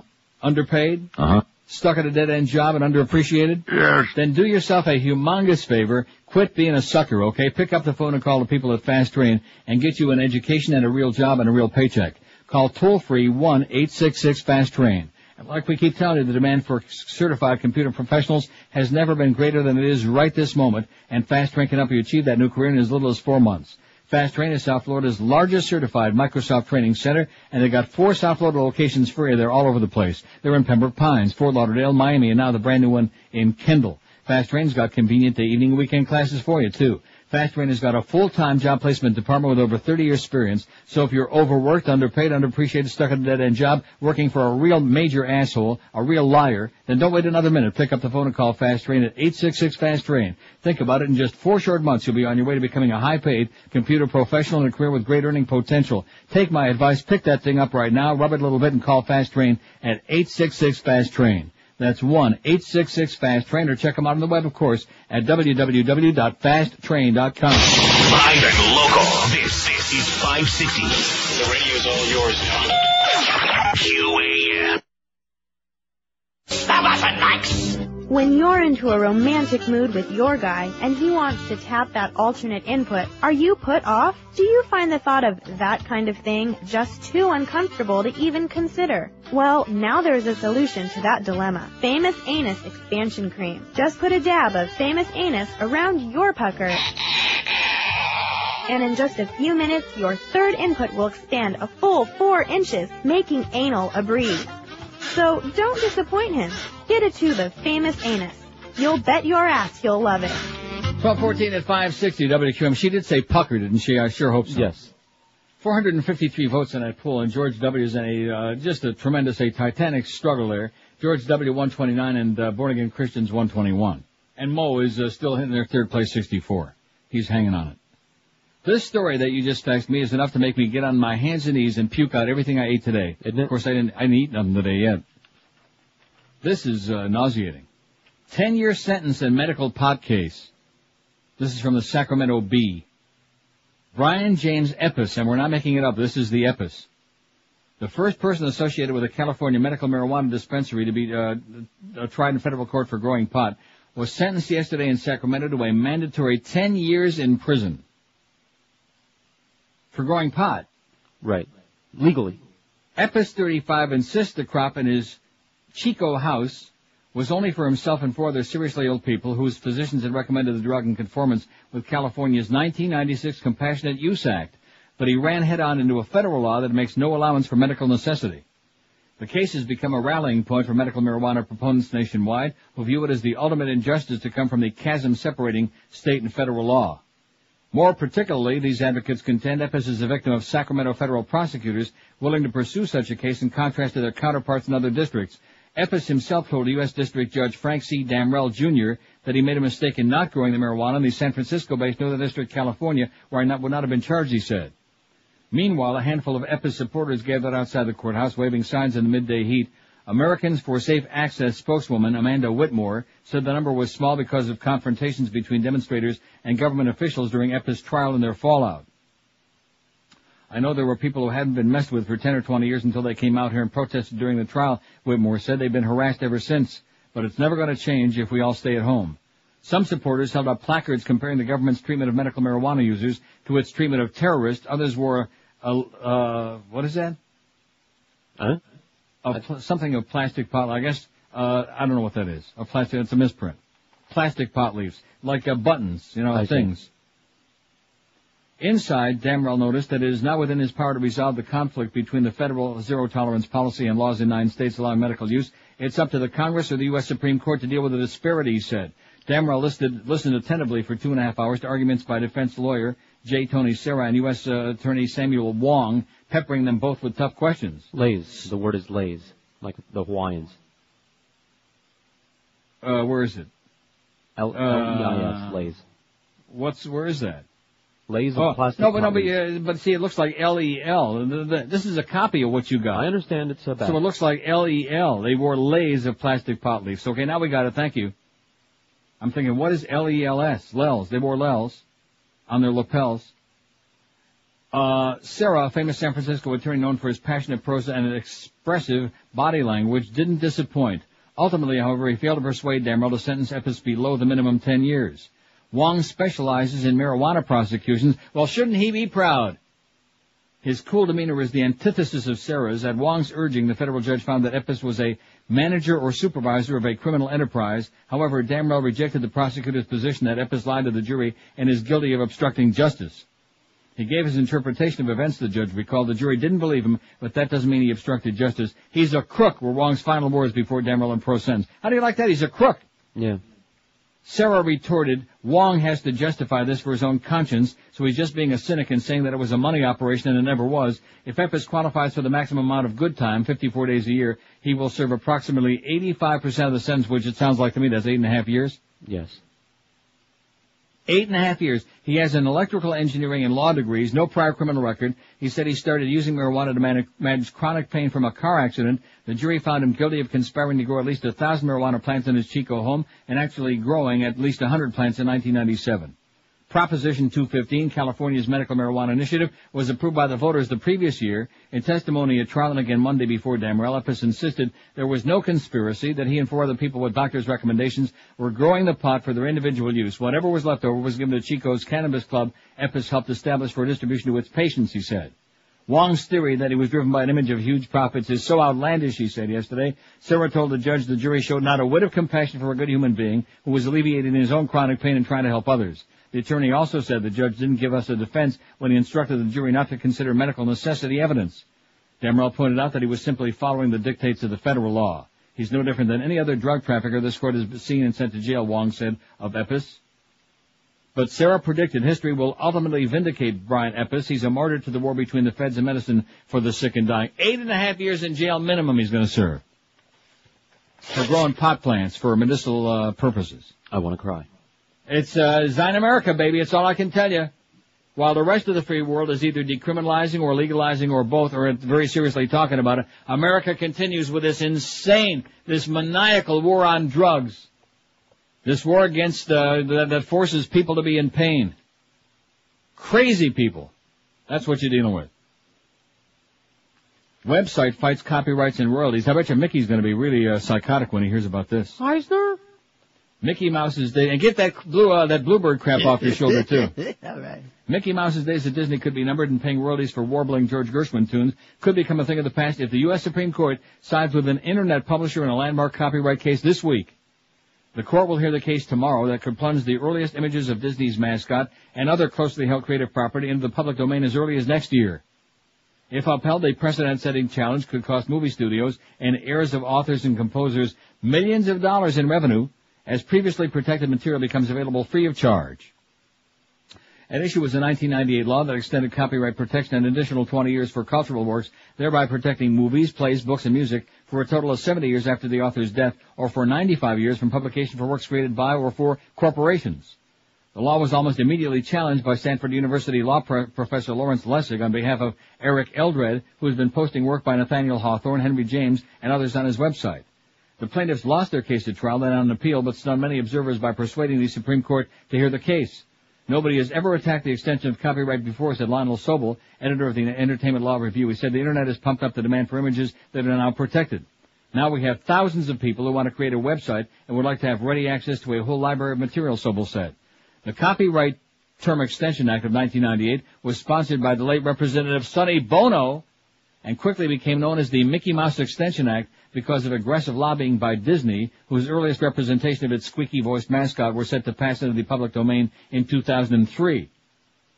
The impact of the law extends far beyond corporations, small music publishers, orchestras, even church choirs that can't afford to pay high royalties to perform some pieces, said they suffer by having to wait an additional 20 years for copyrights to expire. Compositions such as Gershwin's Rhapsody in Blue, which would have passed into the public domain in 1998, are not protected until at least 2018. Books by Ernest Hemingway and F. Scott Fitzgerald were also due to become public property. Lessig claims Congress acted unconstitutionally by extending copyright protection 11 times over the Constitution grants Congress the right to grant copyright protection for a limited time, and that the Founding Fathers intended for copyrights to expire so works could enter the public domain and spark new creative efforts to update them. Yeah, like Mickey Mouse with a different haircut. Right? Mickey Mouse with spiked hair would be good. Oh, that would be nice. The plaintiffs also claim that by extending copyright protection retroactively, Congress has in effect made copyright perpetual largely in response to corporate pressure. The government and groups representing movie studios and record labels argue that the Constitution gives Congress, not the courts, the job of balancing the needs of copyright holders and the public, especially in the face of new technology. Backers of the extension also argue that the Internet and digital reproduction of movies and music threaten the economic viability of creating those works, thus requiring greater protection. This is essentially a dispute about policy dressed up as a constitutional question, the Walt Disney Company said in a statement. Eldred is simply trying to second-guess what Congress has already decided, and we believe the Supreme Court should reject their attempt, said the Disney people. God damn it! Disney's come under special criticism because the company reaped a fortune making films from such public domain fairy tale characters as Snow White and Cinderella, but is fighting to prevent others from doing the same with characters like Mickey Mouse and Donald Duck. Legal experts said it would be unlikely that Disney and other companies would suffer immediate harm if copyrights expire on their movies and characters. Mickey Mouse, for example, is not only a character but a corporate trademark which never expires as long as they're in use. Only the copyright on the Mickey portrayed in Disney's earliest films, such as 1928's Steamboat Willie, would expire in the next few years. The more rounded modern mouse family familiar today is a later creation and would remain protected for several more years. Well, who the hell wants to see the silly old skinny mouse from Steamboat Willie? Have you ever seen that thing? Of course, many times. My God, it looks like Karen Carpenter on acid. Let's see it. Oh, Steamboat Willie, the movie. That's what got to me was that Steamboat Willie. I'm just going to have to play that bit, I guess, you know. I can't control myself. Oh, let's see. We got Miss Universe sex scandal with President Poontang. Got that coming up. And I guess we got time for this before the break. Mini-Me bounces back after his booze nightmare. You know where he used to get most of his booze? No. In the hotels and the mini-bars. Ooh. Anyway, Mini-Me actor Vern Troyer is back in a big way in his favorite role as Ladies' Man after a near-fatal case of alcohol poisoning. The pint-sized star has bounced back as a pitchman for the world's smallest remote-control cars, and MTV's sexy Daisy Fuentes was there for the big occasion. It shows him here. What is this? It's one of these tabloids. And he's got he's holding it in his hand in the little remote-controlled car, too. God, that car is it's like the size of your thumb. Right. The gutsy little guy nearly drank himself to death over troubles with his model girlfriend, Genevieve Gallon, as the Inquirer revealed exclusively in our October 1st issue. So I guess we know it's in the Inquirer. He was hospitalized for days with complications to his heart and liver caused by overdosing on booze. Now, excuse me, but he had a romance with like a real living and breathing woman? He's a celebrity, you know. I see. But it's hard to keep the feisty 2'8" Austin Powers star down, and just weeks after his collapse, Tiny Troyer posed with Radio Shack's miniature Zip Zaps at the formal launch in L.A., which the picture is right here. Daisy obviously thinks it's a great idea. MTV's sexy Daisy Fuentes. She wants to rub his bald spot. Isn't that cute? He ain't no Timmy, I'll tell you that. There was only one Timmy. And that damn Connie on there with that all the crap on her puss, she ain't no Timmy either. You're not watching that show yet? No. You better get with it, mister, before time runs out. And the way this administration is going, man, it might run out sooner than we think. The way these born-again Christians are going. They want to drag us into Armageddon. Come on, everybody hop on board. The train's leaving right now. Could be a bumpy ride across the Atlantic, but nevertheless, we'll give it our best shot. 471 votes. George W., the most dangerous, the greatest threat to the world today. George W., 136. Born-again Christians, 124. Mo Howard David, 69. Interesting number. Which is also his age. No, I don't know what to say. Huh? We don't know what his age is. I would say about 64, wouldn't you? That sounds about right, mid-60s. Al-Qaeda 52, Iraq 45, Saudi Arabia 22, Iran 12, and Israel 11. I got somebody working very hard on an age thing. I'm checking that out from some people we know, some contacts we have in New York. The Pinkertons. 26 past noon at 560 WQAM. Tom Lehman loves this show. He loves me. He loves you people who listen to the show, and that's why, once again, he's brought back the Neil deal at Hallett Pontiac GMC. Save gigantic dollars on all Pontiacs and GMCs in stock always. But just mention you heard this commercial on the Neil Rogers Show, and you'll save even more than usual. That's right. Every vehicle is marked with what is supposed to be the lowest price right there on the windshield, but mention the Neil Rogers deal and save even more. Check out the complete line of GMC SUVs, including that snazzy Envoy, voted by Motor Trend as SUV of the year, and check out the all-new Vibe SUV that's got the power of a sensational sports car. And, of course, Hallett's always got a great, dependable selection of pre-owned cars, trucks, and SUVs. You can buy a car almost any place, but you're going to enjoy shopping at Hallett because there's no high pressure. They treat you right, and that's why they've been in the same great location there for 35 years plus. That's 13401 South Dixie, US 1 right across from the Falls. And if anybody else turns you down for credit when you try to buy a vehicle, no problem, because Hallett is here. They'll cut you a deal. So get you a great, unbeatable Neil Rogers deal right now at Hallett Pontiac GMC, right across from the Falls on US 1, open every day, 7 days a week. Hallett Pontiac GMC, who do say we are professional grade. We're Sports Radio 560 QAM. Don't do my job as well when I'm constipated. Eisner? Mr. Mouse? What the hell are you doing to me? What do you mean, sir? Why am I reading in the paper you're going to put a Disney theme park in Brooklyn? Well, sir, we're just scouting locations. Jesus, I'm scouting CEOs. You are killing me. But sir, look what we've done with New York City, Times Square, 42nd Street. Hang on. Remus! Remus! Turn off the vacuum cleaner, Remus! Get that bluebird out of here. Okay, boss. Eisner. But, sir, look what we've done with Midtown Manhattan. 42nd Street is incredible. You know what? Publicly, I supported that, but you took all the porn away. You're killing me. I'm going through Gaviscon like Pez. We're just scouting areas. Calm down. Listen to me, Butt Munch. Don't tell me to calm down. We got lucky with Lilo and Stitch, $128 million. Now, you're trying to ruin the whole network. What kind of programming are you running? Hang on a minute. Remus! Yeah, you've got bluebird crap all over your shoulder! Clean yourself up, for heaven's sake! And turn off the vacuum cleaner! Okay, boss. Good God! Sir, the network is fine. Why couldn't you come up with American Idol? Good God, you're still running James Bond movies. They're 60 years old. Why don't you just put Steamboat Willie on and be done with it? At least then I'd make a couple of damn dollars. Well, the movie division's fine. You mentioned Lilo and Stitch, and now we have the new M. Night Shyamalan movie coming out later this summer. I know signs. What the hell does that mean? Stop sign, yield sign? You gotta start swinging some of these titles past me. Please. Remus. Remus. Can't hear you, boss. I know you can't hear me, Remus. You're still running the vacuum cleaner. Yes, I'm right, boss. I'm running the vacuum. Get out of here, Remus, and take that bluebird with you. All right. Eisner. Yes, sir? I'd be very careful the next time I started my car if I were you. What do you mean, sir? I'm about done with you. What? About done. What, sir? I'll put Hannah Storm in your job. But, sir, I'm sorry. You're terrible. I'm sorry. Maybe I'll put Remus in there. How'd you like to be president of Disney, Remus? Oh, my. What a wonderful day. Get out of here, you nutbag. 12:33 at 560 WK. I could hear that like 15 times a day, and I would never stop. It would never stop tickling my fancy, you know. Just something about that Uncle Remus and that bluebird. What a wonderful day. Miss Universe sex scandal. Niet. Russian beauty had a red-hot fling with Prez, sources claim, says the Star. A torrid affair with Russia's President Vladimir Putin may have helped Oksana Fedorova win the Miss Universe pageant, but it ultimately caused her to lose her crown under a cloud of speculation, sources are telling the Star. When the Russian beauty, 23, was sacked September 24th and replaced by runner-up Justine Pasek of Panama, 23, it touched off a firestorm of rumors. Some said Fedorova was let go because she was pregnant and secretly married to her Russian boyfriend, Vladimir Gulubov, both events which would disqualify her from the title. Others hinted at reports that she put on 15 pounds, while still another claimed that Fedorova was hiding a dark secret, a steamy fling with the very married President Vladimir Putin, who is from her hometown of St. Petersburg. That's Russia, not Florida, you idiots.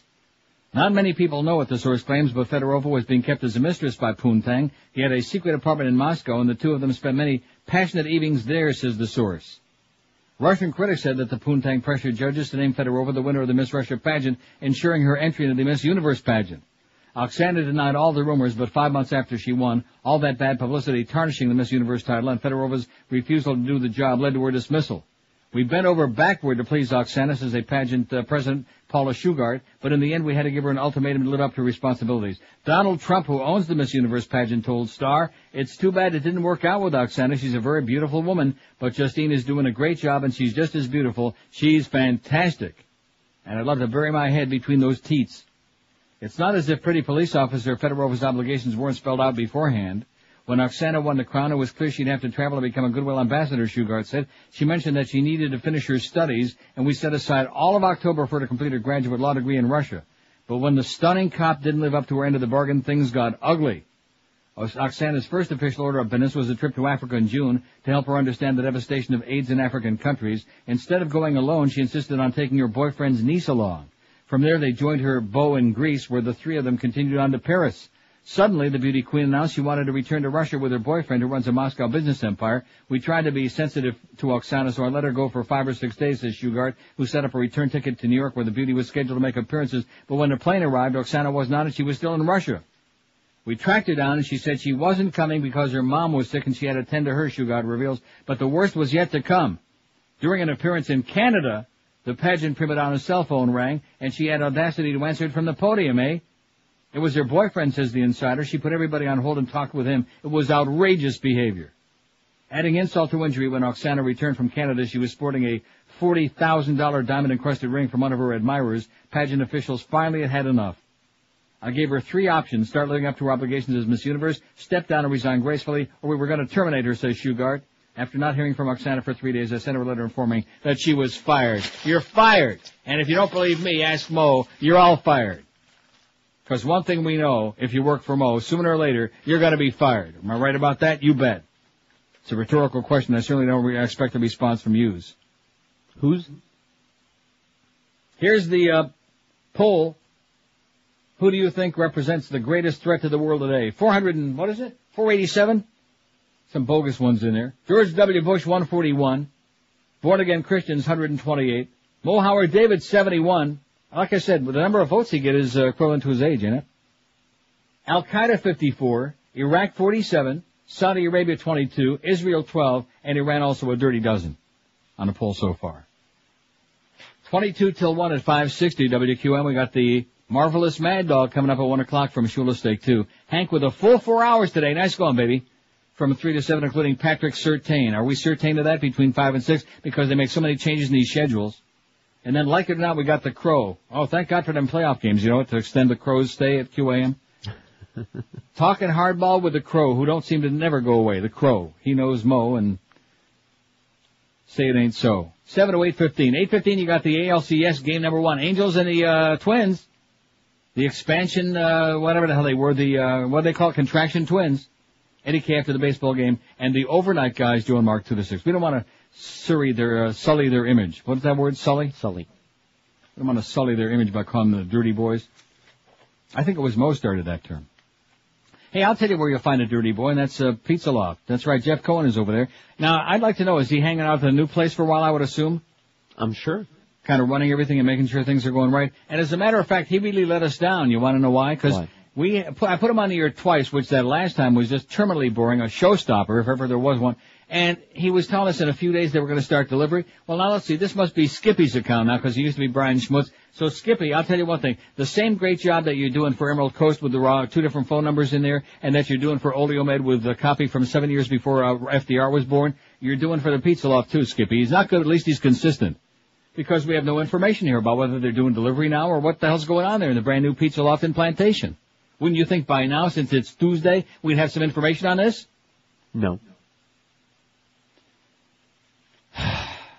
And you know, the problem is, see, when I get down there, man, the crap is gonna fly with that sales department. See, I'm not some kind of a pussy like our program director and operation manager and all these other jackasses we got down there running around with titles but no balls, you know? It's one thing to have a title, but if you don't have the balls to go with it, what the hell good does it do, you know? Doesn't do me any good. I'm sitting here with copy that was written before the goddamn station went on the air in 1926. I got copy that was written by Mrs. Carl Fisher. How do you like that? That's right. At the wonderful Isle of Dung. Anyway, Pizza Loft has got some great chow waiting for you at very reasonable prices, big, fresh portions. In fact, every portion is really almost enough for 2 people. They got delicious pasta dishes and chicken and veal and seafood, calzone, super subs. They got 3 different kinds of fantastic pizza, the best garlic rolls you've ever popped in your pussy, just dripping with garlic. In fact, I guarantee you, when you leave there, you'll have to wash your hands twice, especially if you hang out with Jeff. Pizza Loft has got the original Broward location, University Drive, between Griffin and 595. Tons and tons of free parking waiting for you right beyond Pier 1 Imports. And now the brand new location. This is the exciting news, and I wish we knew more about it, but Skippy's out of touch, okay? He's out touching it, waiting for his free trip to Vegas. Oh, yeah. That's right. Our whole sales departments get a free trip for Vegas for such a great job that they're doing of servicing their account. We're taking them all to the top of the Stratosphere? Yeah. And what a great trip down that'll be, right to the Strip. I'd love to be there to see it.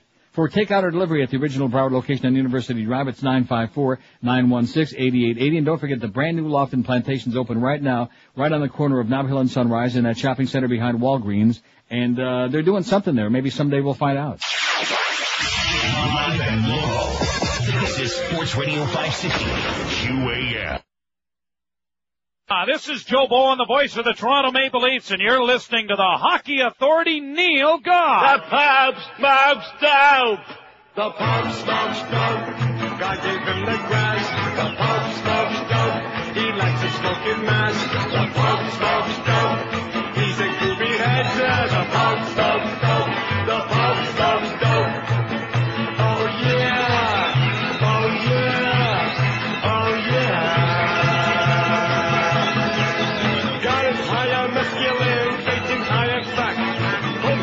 Stoned on grab, Jesus freaks out back. Jesus Christ, a super hippie, never shut up chunk. Popes and road get stoned alone, priests in church shit drunk. The Pope smokes dope, God give him the grass. The Pope smokes dope, he likes his fucking ass. The Pope smokes dope, he's a groovy head.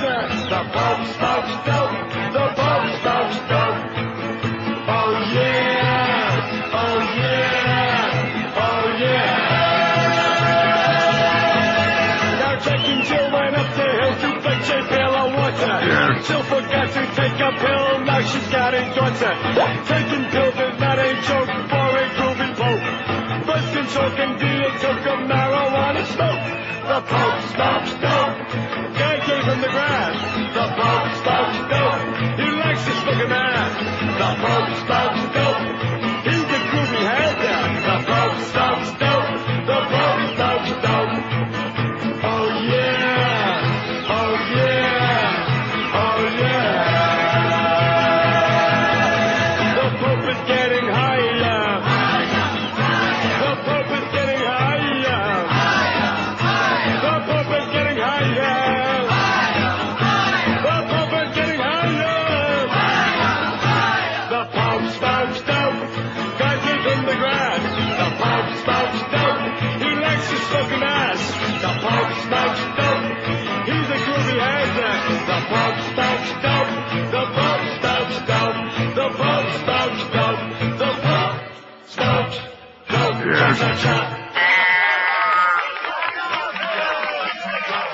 And how come he ain't going to jail for it, by the way? That's right, he lives in the Vatican. They can do whatever the hell he wants. Right. You don't live in California, the U.S. of A., where the federal government wants to put you away. 1246 at 560 WQM. Guess who's got new hair that he just found? Mike Siegel. You don't know Mike Siegel, do you? Nope.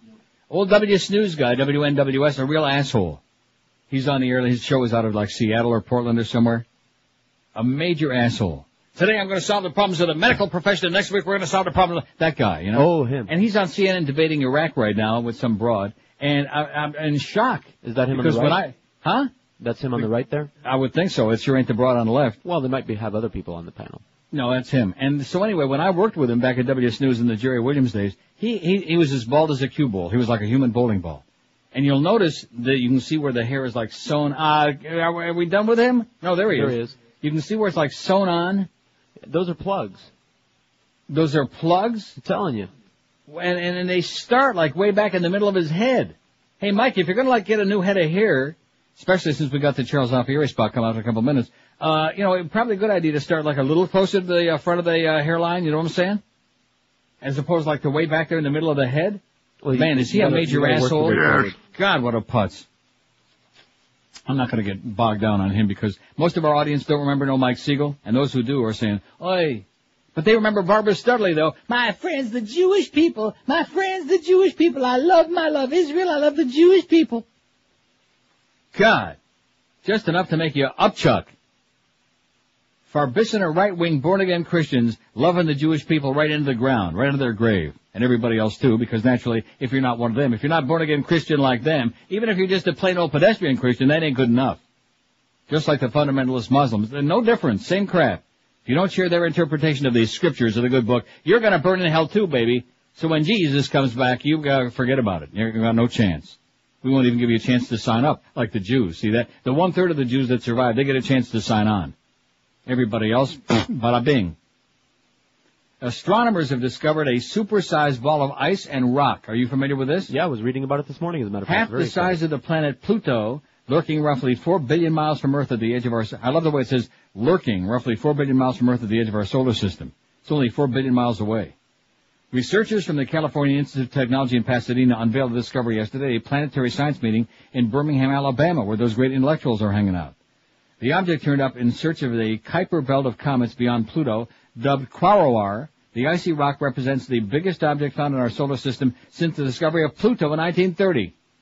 And Mickey Mouse 2 years before, in 1928, Steamboat Willie.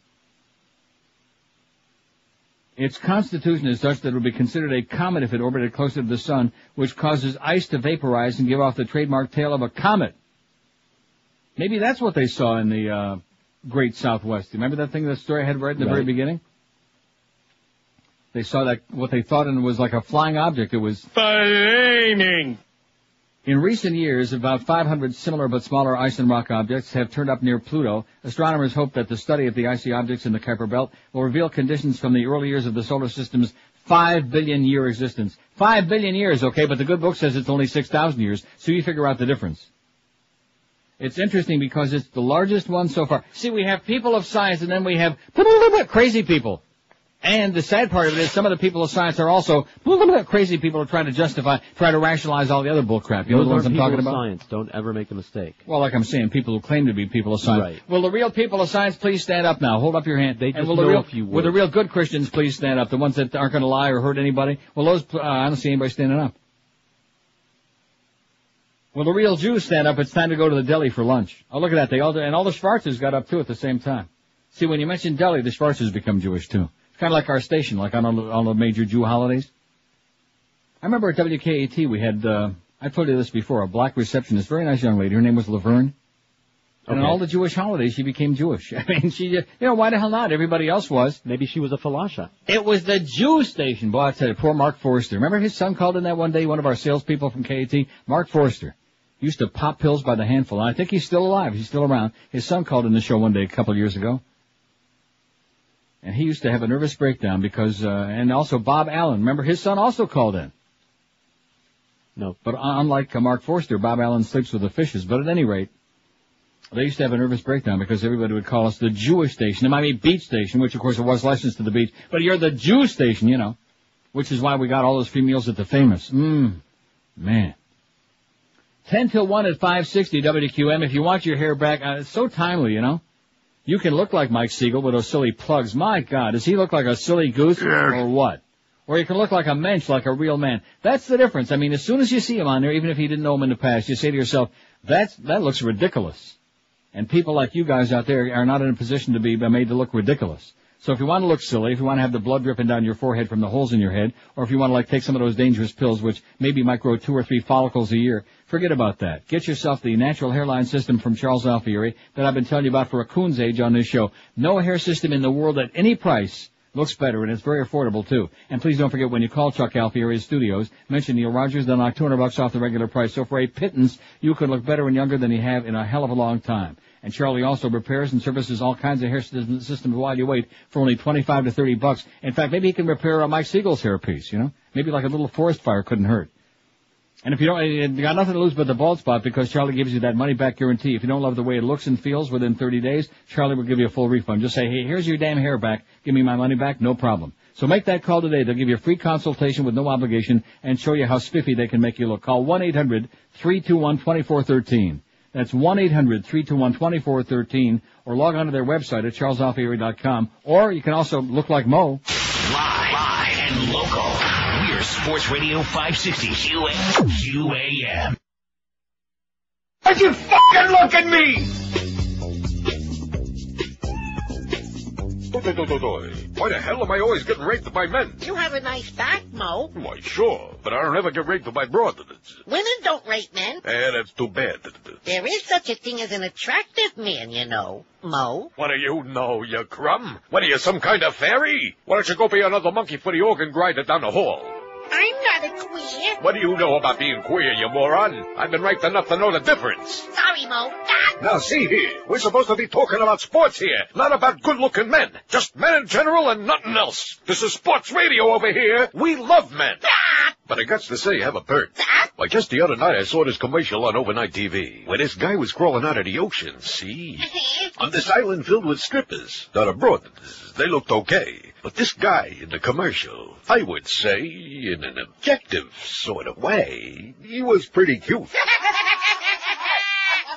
See that? You're laughing. You're laughing. Did I give you clearance to laugh? Was this for a strip joint, Mo? Yeah. And the guy was crawling on the island? You thought he was cute? Yeah, that's right. Now, you asked me to be objective. I acquiesce, and you still make fun of me. You want to get fired again? Huh? That guy there had pinchable jowls. So what's so goddamn funny? That was George. The organ grinder's monkey? You know, maybe I am in love with that mango-munching stick. He certainly does make a thing on my nose glow like a neon rainbow.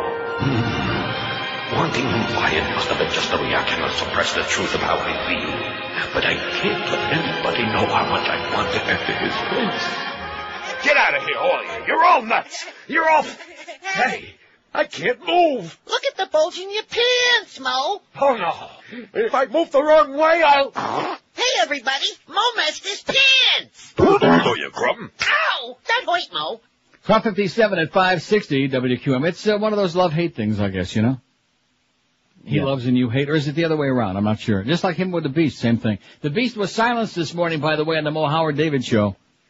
The Beast was in there like co-hosting with Gelly because Mo took the day off after the strenuous ball game on Sunday, and I guess probably a really strenuous evening last night watching his Braves get beaten, eliminated from this year's playoffs.